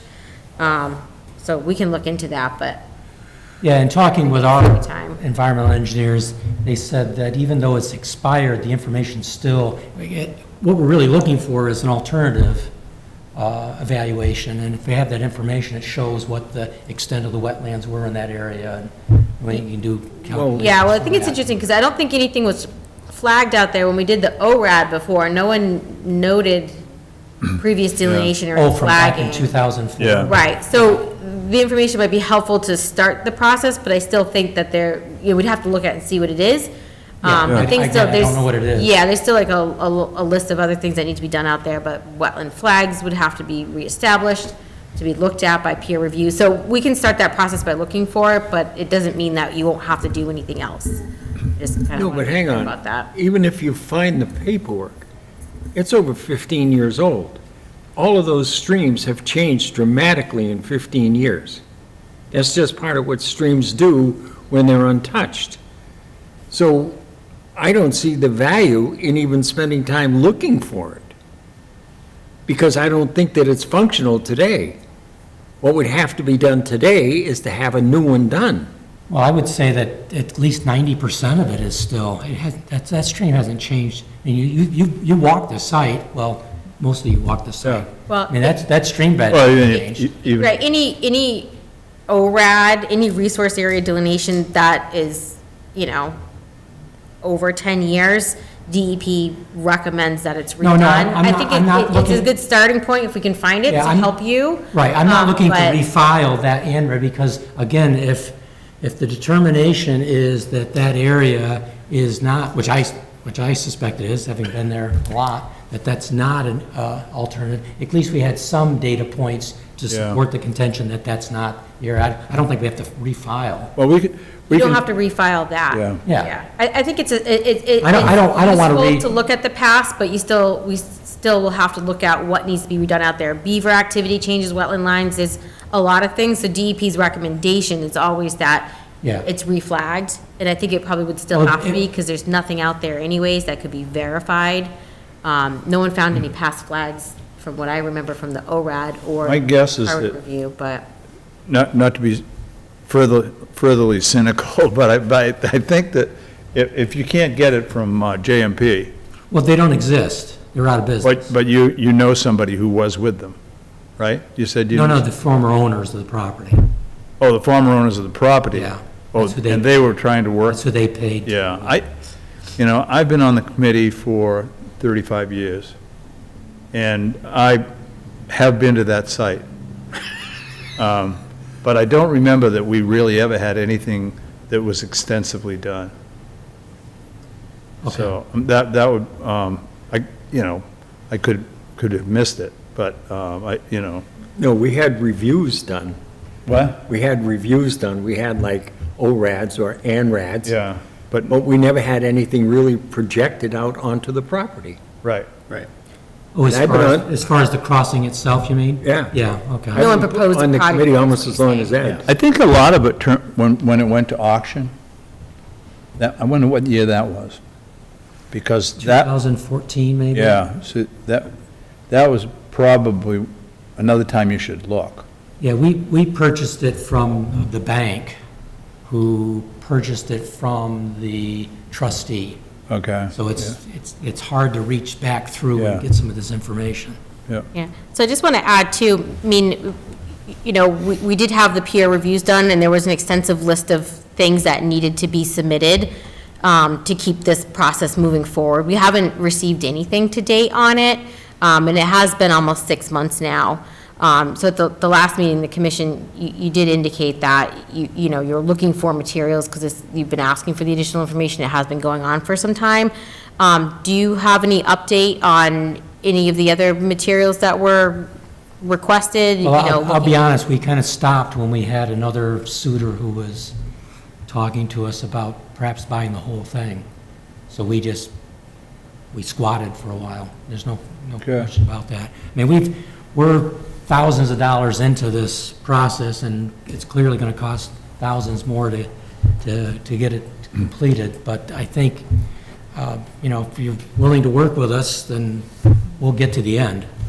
It would have been helpful if you had told us that you were taking a hiatus, because we were still sending out notices to you that we needed the information. I understand, and I couldn't even say who it was that was, I couldn't even say who it was that was asking about the property, because of the sensitive nature of them being across the way. You were under an NDA. Yeah. All right. Becky, so you'll take a look? Well, wait a minute. Are we going to follow through with what we said before? What was that? What we said at the last meeting was that there would be no more continuances. Well, but he's here before us, looking for a continuance. No, but the reason that we said no more continuances is because of a lack of information. And he came in tonight, and we have no more information relative to the information we've been asking for. See, you had to say we were agreeing on everything, David, until right now. See, I think that this is new information. For me, having them come and kind of clean the slate and say that, the project in their mind, we're working through some stuff, but now they want to pick it back up again. I think, for me, I would like to work with them and provide a timeline for reasonable information to come forward, and we can determine what's reasonable at that point, but if they hadn't shown up, and hadn't given an explanation as to why the black hole of information, then I would 100% be in your corner, but, I think in this case, just for me, I'd like to give them an opportunity to restart the process and figure out what's a reasonable time frame for us to get to a point of having something that we can actually action on. Stephen? Yeah, I agree. This was that close to being denied. But yeah, I'm fine. He's here. Yeah. And he's willing to work with us. I would say that we need to Eric's point, we need to lay out a timeline for when Yeah. we get all the materials that we have, requested 6 months ago. That needs to come very soon. And Roy? Just a couple of questions. You mentioned organic tree farm? Yeah, Is that been determined? It's definitely going to be organic? that's their processes, it's no pesticides, and there's Right, some other. but I mean, but that's the plan forward, that's what's been agreed to? Yeah, that's what they tell me their methods are. Okay, I mean, I think that's important. The thing, are you still under the NDA? Have you been released? Yeah, they're not, there's no, my understanding is no appeal to that ruling by the town meeting, they're not looking to come back. Yeah, but typically an NDA is 2 years, unless there's any kinds of Ts and Cs into that NDA that releases you based on subsequent events. I'm just curious, are you still under obligation? Probably a legal question, and See, he really isn't under an NDA. He just was holding his cards. I may not have spoken wisely when said who it was. No worries. Doesn't matter. I definitely think we should give you a continuation. I don't think he's given us any new information, Eric, which is part of your pitch. But I'm certainly willing to work with you. I do appreciate that. I should have said this earlier, Roy, this is a public hearing that started before you were on the board. Right. So you have to refrain from taking action on this one. Yeah. Just as a reminder, since it started in. All right. Got it. Thank you, Becky. So with that, So what do we think is a reasonable time frame? that's a good question. For what information? Well, I guess the question is your plan to start to address the peer review? It is, to me, again, I'm not an engineer, but to me, the two biggest issues are we identified two potential other crossings that you wanted to have looked at.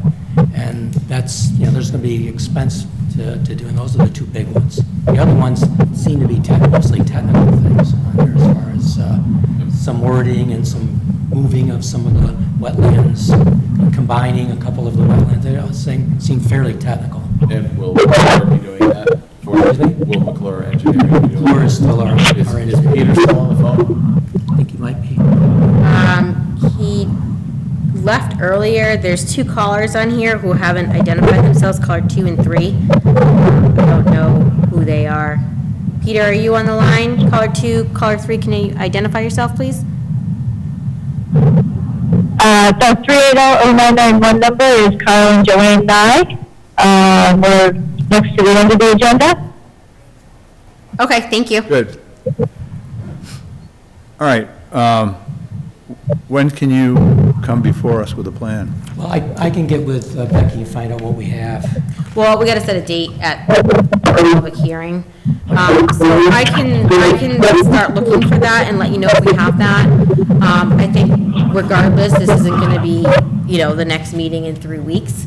If they So do January- need to do, What's the January meeting? 6th? we have the 6th and the 27th. Which one of those days? I'm not going to get anything there through the holidays probably, but, Well, let's look at the 27th of January then. okay, that'll be a challenge. Well, Becky, we can change it if need be. Right, so we have to set a date now because we're in the public hearing. Gotcha.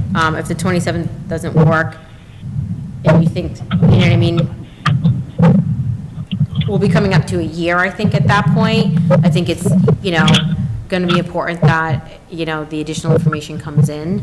So I think that just set it for the 27th and go from there, and see what kind of update you can provide the commission with what you're working on at that time, and that'll be up to them. Are you guys in agreement with that, Stephen? What do you think? Is that further out than you thought, or? That's further out than I thought, but,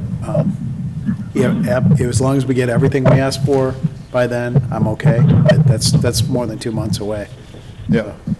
I understand the holidays and everything, but that's all month of January. Yeah, it is. So, do we need to go to the public? Is there anyone on the public line who would like to speak in regards to the notice of intent for 650 and 680 Route 15? No. Thank you. So, Eric Gaspar, I'd like to make a motion that we continue the hearing for DEP file 300-1092 until the 27th of January 2022, which, just for the record, is a Thursday. Is that right? Yes. Yeah. We're moving all our public hearings. Do I have a second?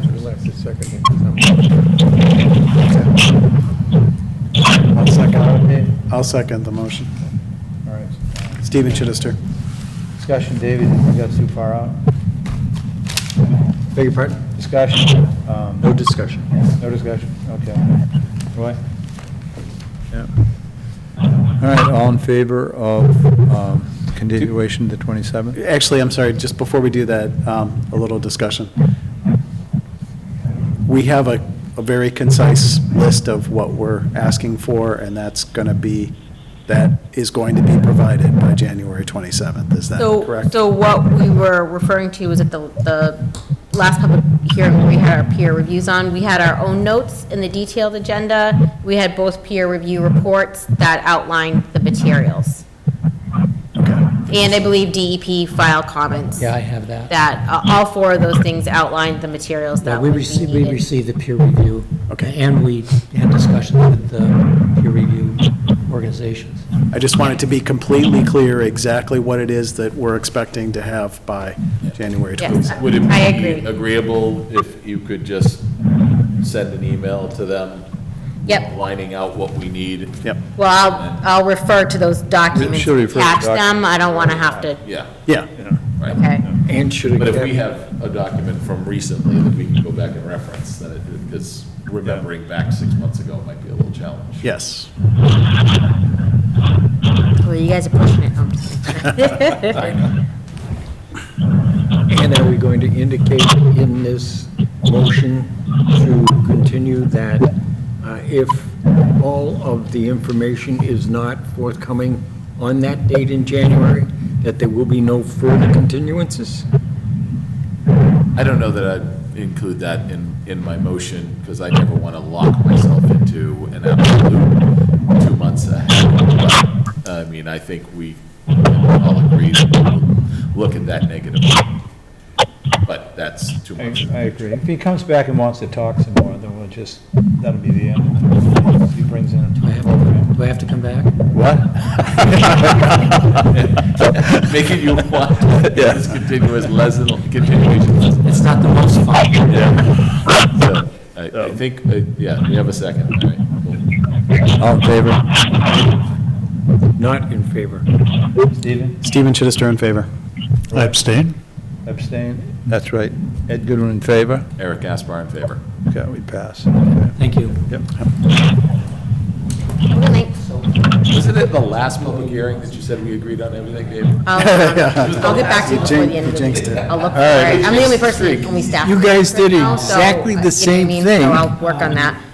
I'm a bleeding heart. What do you want? I hug people. I want to help. That's what I do. Yeah, but at the same Oh, yeah. time, the we're more asking you to information bend we need, over. The easier it's going to be for us to go back to those archive well. records. All right. Fine, and I'll start searching too. I'll start looking, yeah. All right. All right, we are now on to 180 Breakneck Road and 16 Cross Street, and it's an ANRAD for proposed equine center. DEP file number is 300X XXX. Correct. There's still no DEP file number that's been issued for the ANRAD. Yeah.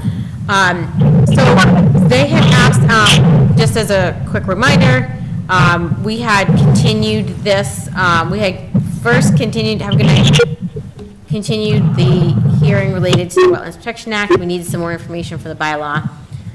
We did get that for our last meeting. They did ask for a continuance due to the vote at town meeting for this project site not moving forward. I've not heard from them, so I did reach out to them again yesterday to see what the status of this application was going to be. And they did ask, they're requesting another continuance to the next available hearing. They'll be meeting with the project team to determine next steps moving forward. So they would like a continuance to the December 7th meeting. Sure. Well, we should, okay,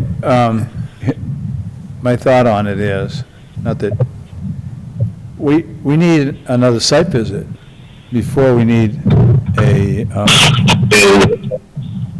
we need them in a meeting, right? We met with them, and then we were going to No, the second site visit was going to be predicated by the fact that they were going to do the rest of the ANRAD. right, well, that's what I'm saying. But you don't have the rest of the ANRAD. Right, but do we want them to come in here and present it to us if we haven't gone out and looked at the site with them?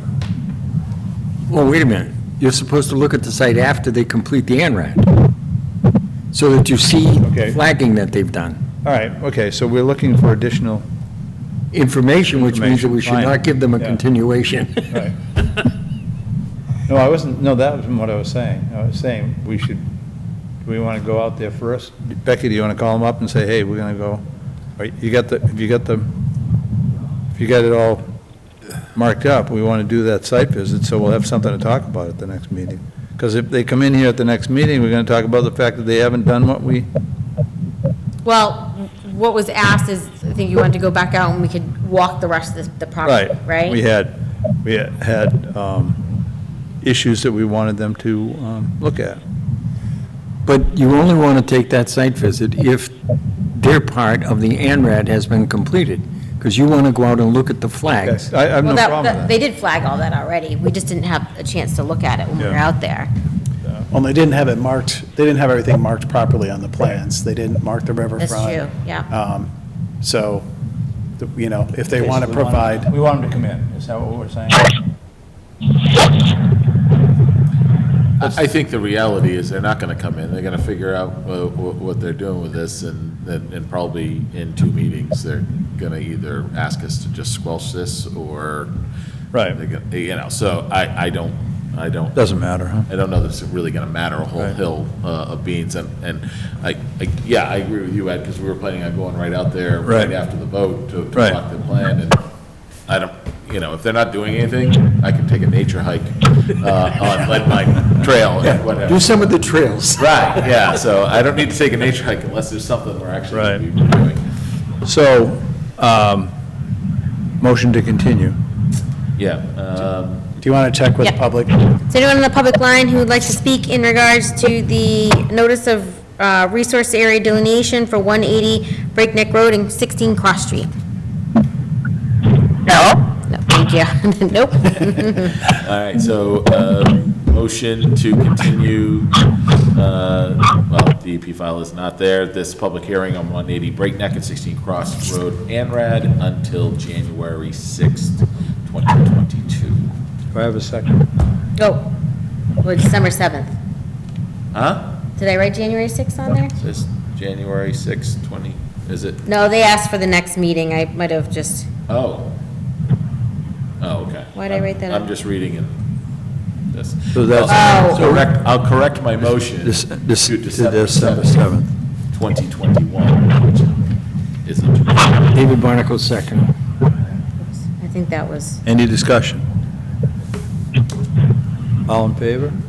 David Barnacle in favor. Stephen Chittister in favor. Roy Bishop in favor? Ed Goodwin in favor. Eric Gaspar in favor.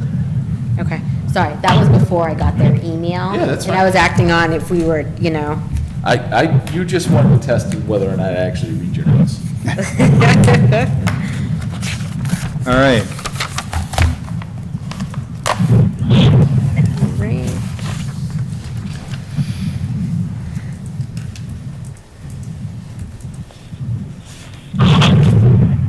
Becky, what do you want to go to next? So we are number 10, which is 4 Birch Street. This is a tree removal permit application. We do have the applicants on the line here.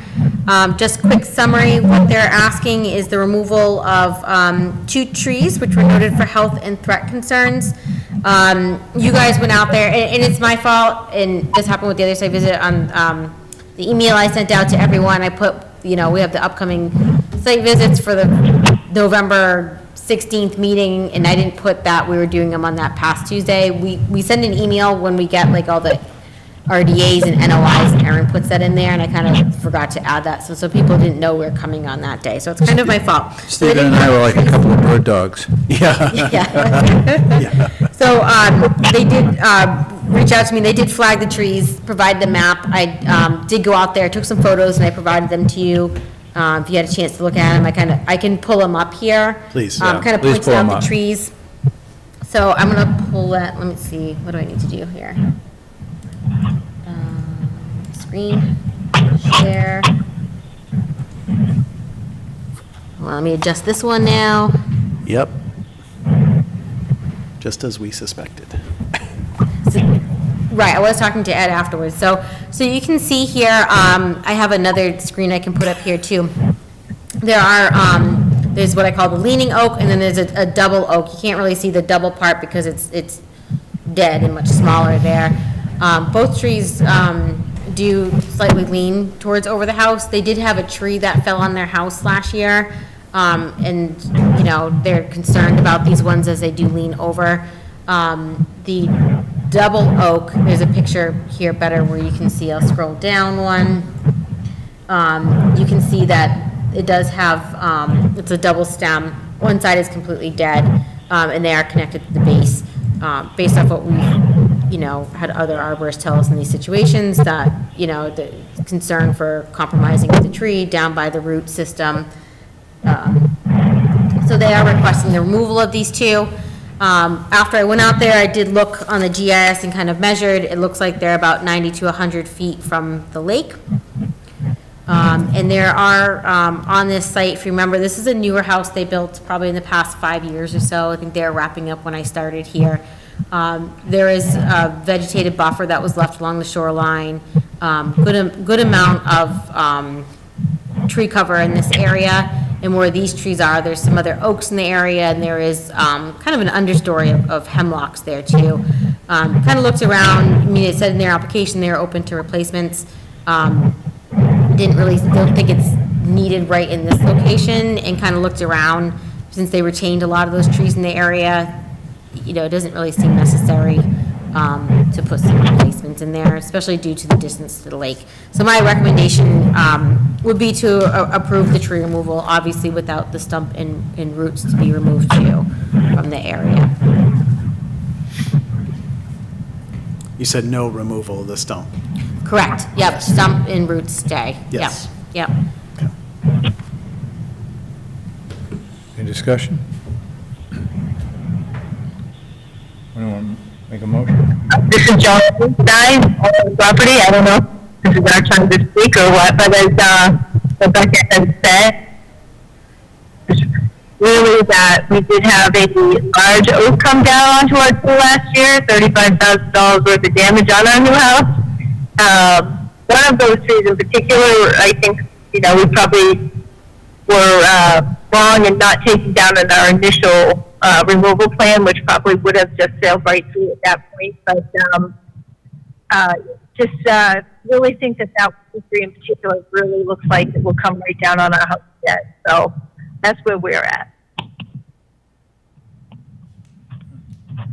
So I'd like to make a motion that we approve the tree removal application at 4 Birch Street without the replacement plantings per the David Barnacle, second. Any discussion? All in favor, David? David Barnacle in favor. Stephen? Stephen Chittister in favor. Roy Bishop in favor? Ed Goodwin in favor. Eric Gaspar in favor. Thank you. All right, you're all set. I'll email and mail a letter out for you guys with that approval.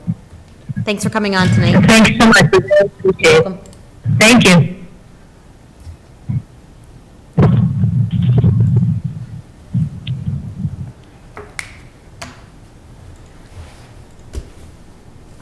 All right.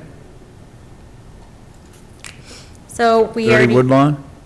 Yep, so we already did number 11, moving to 13. 30 Woodlawn Drive, this is notice of intent DEP file number 300-1110. This was discussed at the public hearing at our last meeting. You guys had asked for additional information in the form of a peer review, as there were concerns with the wetland delineation. The applicant informed you that he would not be doing that. A motion was made to approve the project, which failed. And the hearing was closed and we moved on. It was realized afterwards that another motion needed to be made for the project to close that out, which wasn't done. So at this time, it was advised that it needs to be added back on under old business, and then the commission needs to make an additional motion to act on the information that you have to date. And at this point, as the motion failed and you asked for additional information, the recommendation or what would have to be done is that the project would have to be denied for lack of information. Right. Okay. I'll make a motion, David Barnacle, I'll make a motion to deny the project for lack of information. Eric Gaspar, second. Discussion? Within the description, we would want to send a letter to the. I'll make a second motion to cover that. Okay, all right. All in favor then of David's motion? David Barnacle in favor of his own motion. Stephen Chittister in favor. Roy Bishop in favor. Ed Goodwin not in favor of Dave Barnacle's motion. No, I'm just kidding. Not in favor of David, but in Right, favor yeah, of the motion. right, that's And exactly it. I am in favor of the motion. Roy, you set that up, man. So that is done. Go ahead, David. Okay, next I'd like to make a motion. Wait a minute, I missed that little thing. Is that unanimous or no? That was unanimous. I'm sorry, I was fooling around. Who is? That's Aaron. That's Aaron. Oh. Yeah. I'd like to make a motion, David Barnacle, to send the property owner a letter informing him that to move forward with the project, a new delineation will need to be completed and a new notice of intent filed. In addition, the letter must also acknowledge that the Sturbridge Conservation Commission is still concerned with the work without permitting that has been accomplished. Hang on, I just lost my notes. What has been occurred. Without a permit. Yeah. And I also mentioned what they were. Okay, on the property without permitting, which was discovered as part of the review of this project. A restoration plan to address these infractions or violations must be developed by a qualified individual and submitted to the Sturbridge Conservation Commission for review and approval. A wetland scientist with experience analyzing disturbed soils and experience with wetland restoration should be obtained. All right. That was a motion. Do I have a second? I'll second the motion, Eric Gaspar. Now you can see why I had to read it, because it was written by It was thorough. committee. Thank you. No, I didn't do it, not all of it. Any discussion? I'll second the motion. Can I ask Dave, can you send that to me? Yes. Yes. Yep. Yeah. You have to listen to the tape and. Yeah, you want me to send it to her, or will you? I'll take care of it. Did you just try to second your own motion, David? No, I can't. I did second it, just for the record. Now, as part of the discussion, do you want to mention what the two violations are? because the two violations are dramatically different, and he might not recognize that the cutting of the stand of wood was a violation, even though it was pointed out to him a month or so ago. Yeah, we should spell out what the, Both the access road with the rubber pellets. Rubber pellets and tree cutting. the tree cutting, Yeah. yes. I'm just worried about leaving something open for misinterpretation. Well, those are the two things, so. Okay. Could you add those to that list, Yep. Becky? And we just need to vote on it. That's all we need to do. All in favor? David? David Monaco is definitely in favor. Stephen Chittister in favor. Roy Bishop in favor. Ed Goodwin in favor. Eric Gaspar in favor. Thank you, Becky. Thanks. Yep. Thank you, David. All right, what else have we got, Beck? So number 14, we have two items on here related to these properties. So we have 69 Paradise Lane, SCC file number 20-92. This one was a letter permit for tree removal. I had gone out to adjacent properties and the board had, let me back up, sorry. The board had issued approval for the removal of 8 trees on this property, and with that approval, you wanted to be notified when the trees were taken down to go back out to see if any replacements were required. So I had gone out and did a site visit in the area and saw that they cut down the trees. So I notified them that they had done that, and there was a requirement for a follow-up and site inspection with the board, and that would be coming out.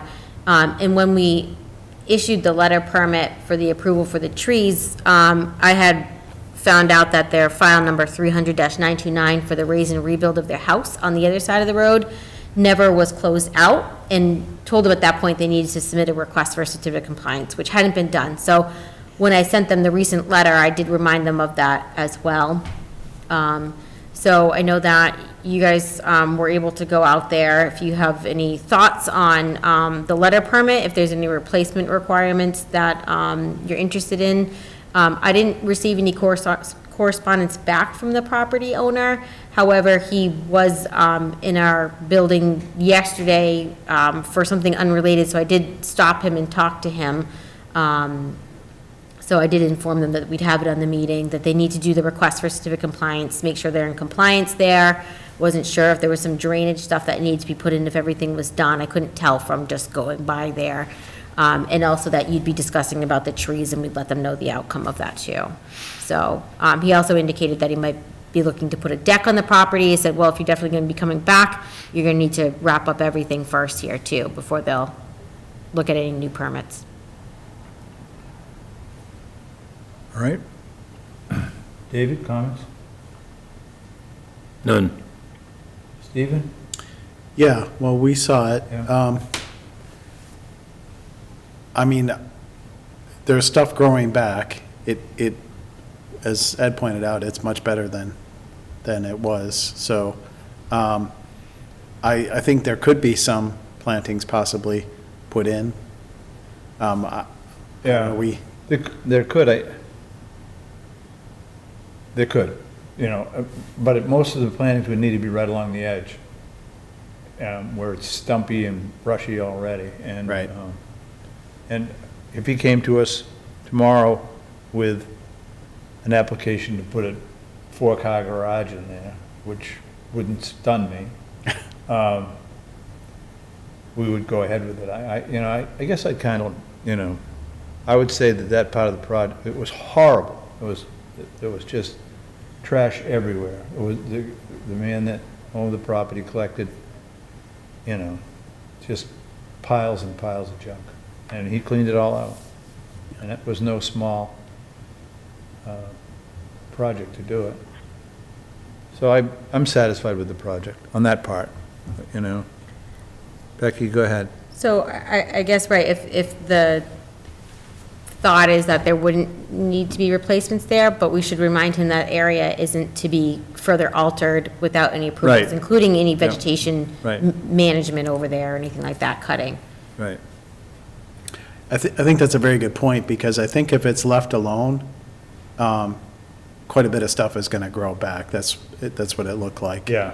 And it might be better to let the natural growth come back versus trying to plant something. Particularly because it's a hillside. Right, Yeah. right. So I'm fine with that. But yes, I agree, we need to put the condition in to not touch it.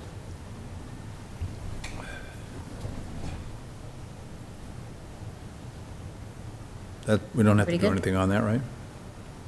I don't think so, No. no.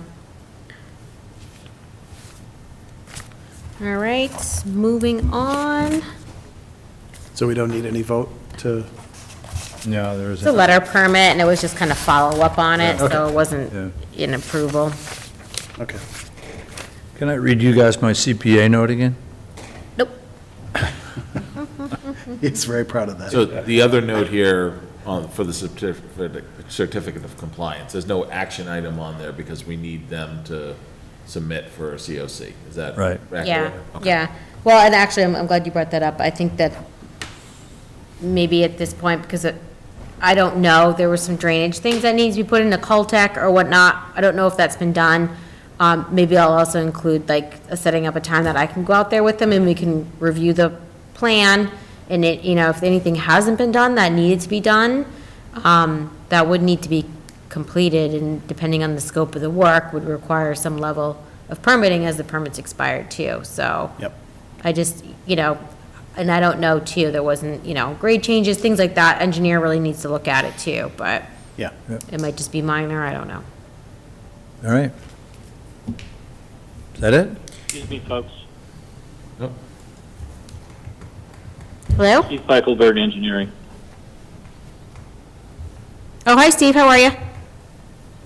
I'm well. My apologies, but I was listening for the last about 15 or 20 minutes, and I noticed that you skipped over number 11, Yes, so we file actually. number 300-1022. Yep, so we had some time, at the beginning of the meeting or in between the public hearing, and, we did tackle that one then. So they did approve the issuance of a complete COC for that. Okay. My apologies, I wasn't here. That's okay, no. Thank you for, Go ahead. all right, thank you. All right, thanks, Steve. Yep.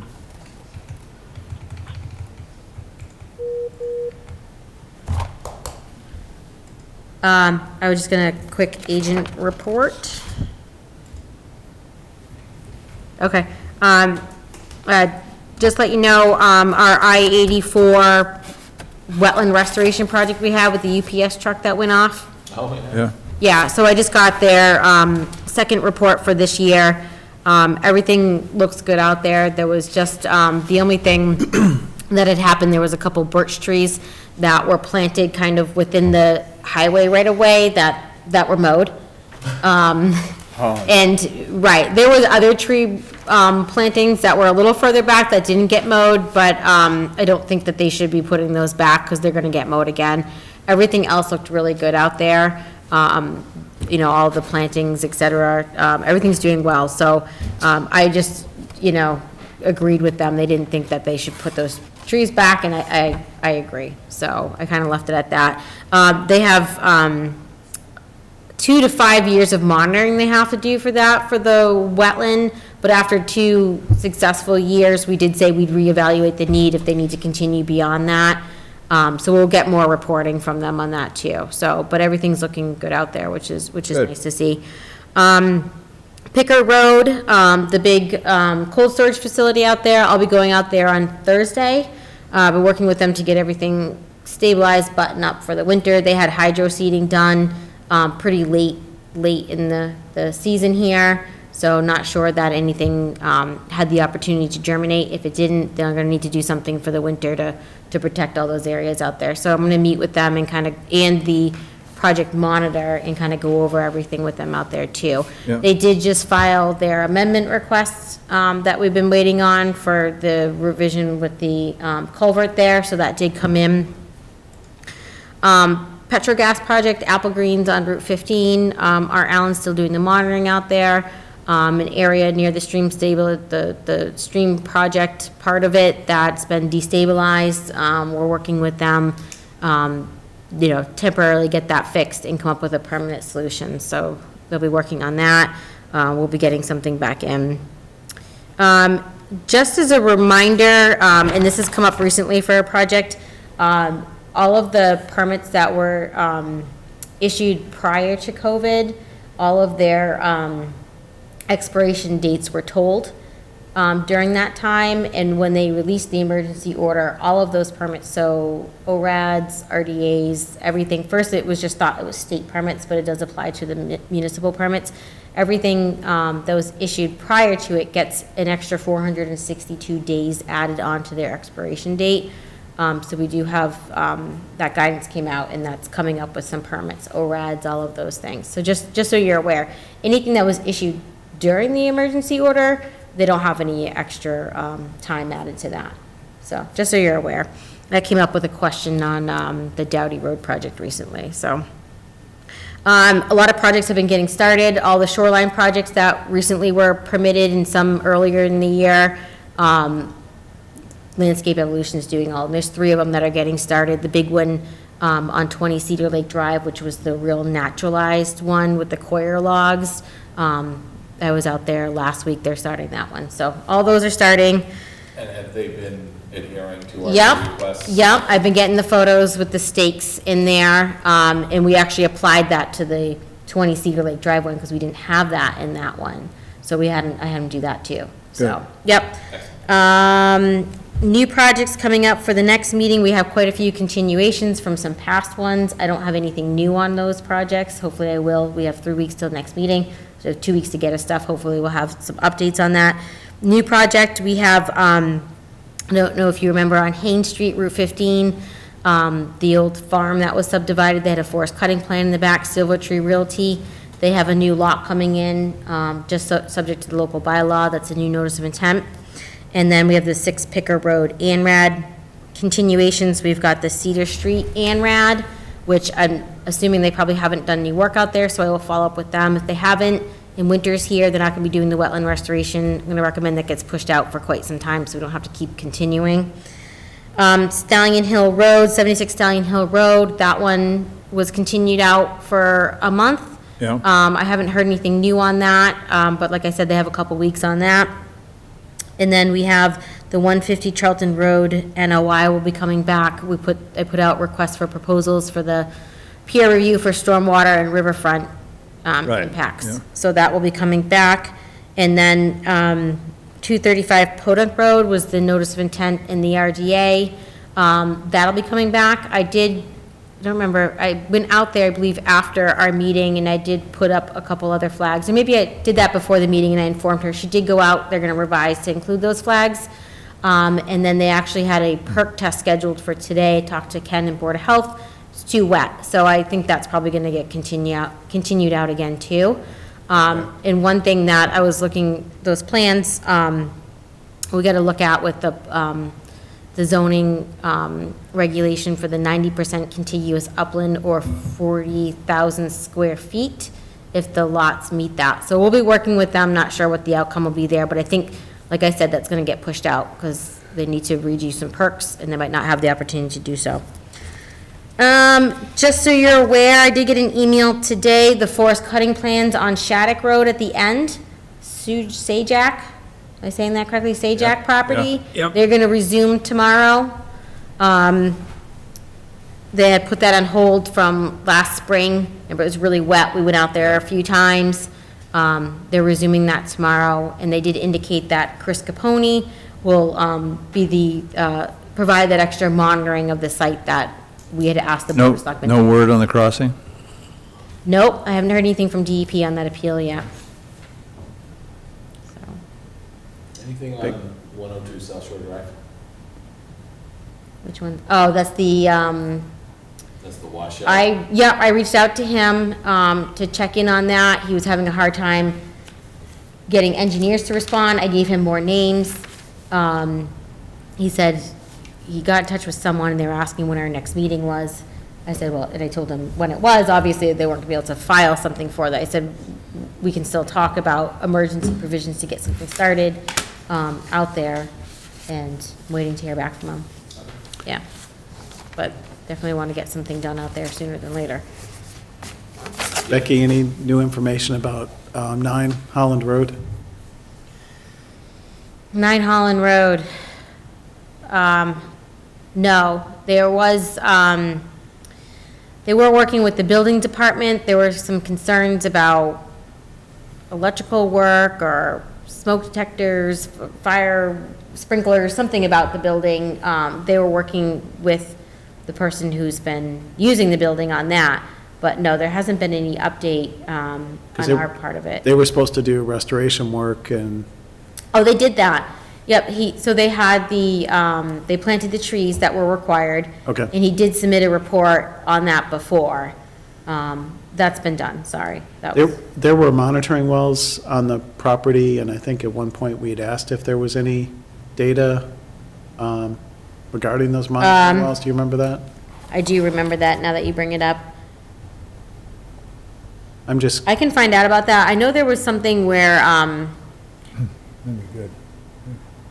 someone had been doing some research into the site, and I don't know if it was someone who had been interested in the property, and I think I don't want to misspeak, but I feel like the property owner didn't have that information because it was someone interested in the property who had that, but I can look into that some more. I don't know. But that's true, but Glenn was going to get us that information. yeah. Okay, okay. Sorry, I didn't remember that. That's exactly correct. That sounds right. Yeah. Yeah, that sounds right. Thank you. He actually, speaking of, he just told me today the restoration report that was required for the enforcement order for 150 Charlton Road, I'll have that tomorrow, he said, so. I'm waiting on that. Okay. Mr. Chair, I make a motion to adjourn? No, I got one. okay. Go ahead, you I first. was just gonna say, with Glenn, it got me thinking of Lad Road and those folks. Was there any correspondence, sorry, Aaron, I'm leaning back. Was there any correspondence with Ann Goby or Fat Man or Smola? No, I still need to do that. Okay. It's still on my to-do list, so, all right. Now, Raul. Oh, yeah. Back of, you've got that letter there, you got that? Yeah, so. There you go.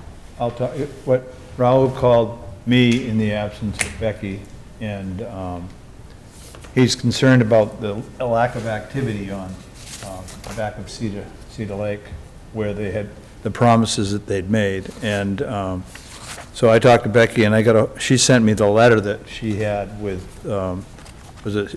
what's his name, Steve? Yeah, Steve from Mass DOT. Yeah. So after, Raul had a list, and I think that we talked about it in a previous meeting. I set up a site visit with DOT to go over all the kind of outstanding issues so that we can come up with a plan to address everything. So I went out there, I think it was October 15th, met DOT out there.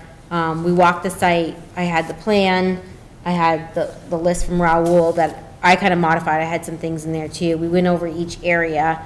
And then he got back to me after that with I asked him to follow up on that with the contractor. There was different contractors that did things, so he had to kind of look into like who was going to be doing things. A lot of it was like removal of erosion controls and some smaller things, but there was the big issue, which is that nothing's been done on the Hamilton Road side over by Hamilton Rod and Gun Club. They started clearing that to start the work. So he followed up with me and said that, right, they're going to go over and kind of clear out all the erosion controls and stuff like that. It was very vague, his reply, and I think that was Raul's concern. He did say that the area 4, which was across the way on Hamilton Road, area has been cleared. However, contractor will not be completing this area until spring, summer of next year. Majority of the material has not yet been received for this location. So that's kind of where they stand with that. Everything else except for area 1. Area 1 was far up the big swale. They had a couple pipes they need to replace up there. This is on the Hamilton side, or? No, this is on the other side. Yep, this is the big swale way up. Way up, We didn't yeah. walk up there. They found it. There's a couple pipes. They didn't do that yet either. But everything else has pretty much been completed. There's some small erosion controls, cleanup of this, spoil piles went in here. You know, his reply kind of lacked like each, you know, should have taken our list and said exactly what, you know what I mean? Yes, this will be addressed, this will be not, and I think that's Raul's concern. Yeah. And he went and walked the site, he's back from Florida, and he went and walked it, and they haven't done any of it, so he's just concerned and wants to Yeah. keep the pressure on them. Yeah, if you could just give Stephen a call and ask him, Okay. you know, hey, you know, I know you get your letter, but is anything happening? Yep, It's a quick one. right, so he emailed me, I think it was, I don't know, November 2nd or something like that, and I forwarded it over Yeah. to Raul, and he said he'd go out there, and I just haven't had a chance to follow up on it since. If you think about, when next time you talk to Raul, could you just ask him if he would mind being a point of contact about that betterment conversation that we had? Okay, Because I don't want to supply his contact information to people if he's not Yeah. interested. okay. Good. All right, Anything else? that's it, I got nothing. Mr. Chair, I make a motion to adjourn. Do I have a second? Boy, second us. I'll second that. You can't, you weren't here at the beginning of the meeting. Like I was. Okay, all right. 5 minutes You can. early. All in favor? Dave Barnacle in favor? Stephen Chittister in favor. That's universal, Aaron. We're all in favor of. Hey, good job, Aaron. Aaron, you're a rock star. Thanks, guys. See ya. Thanks, have a good night, Aaron. Well, take care.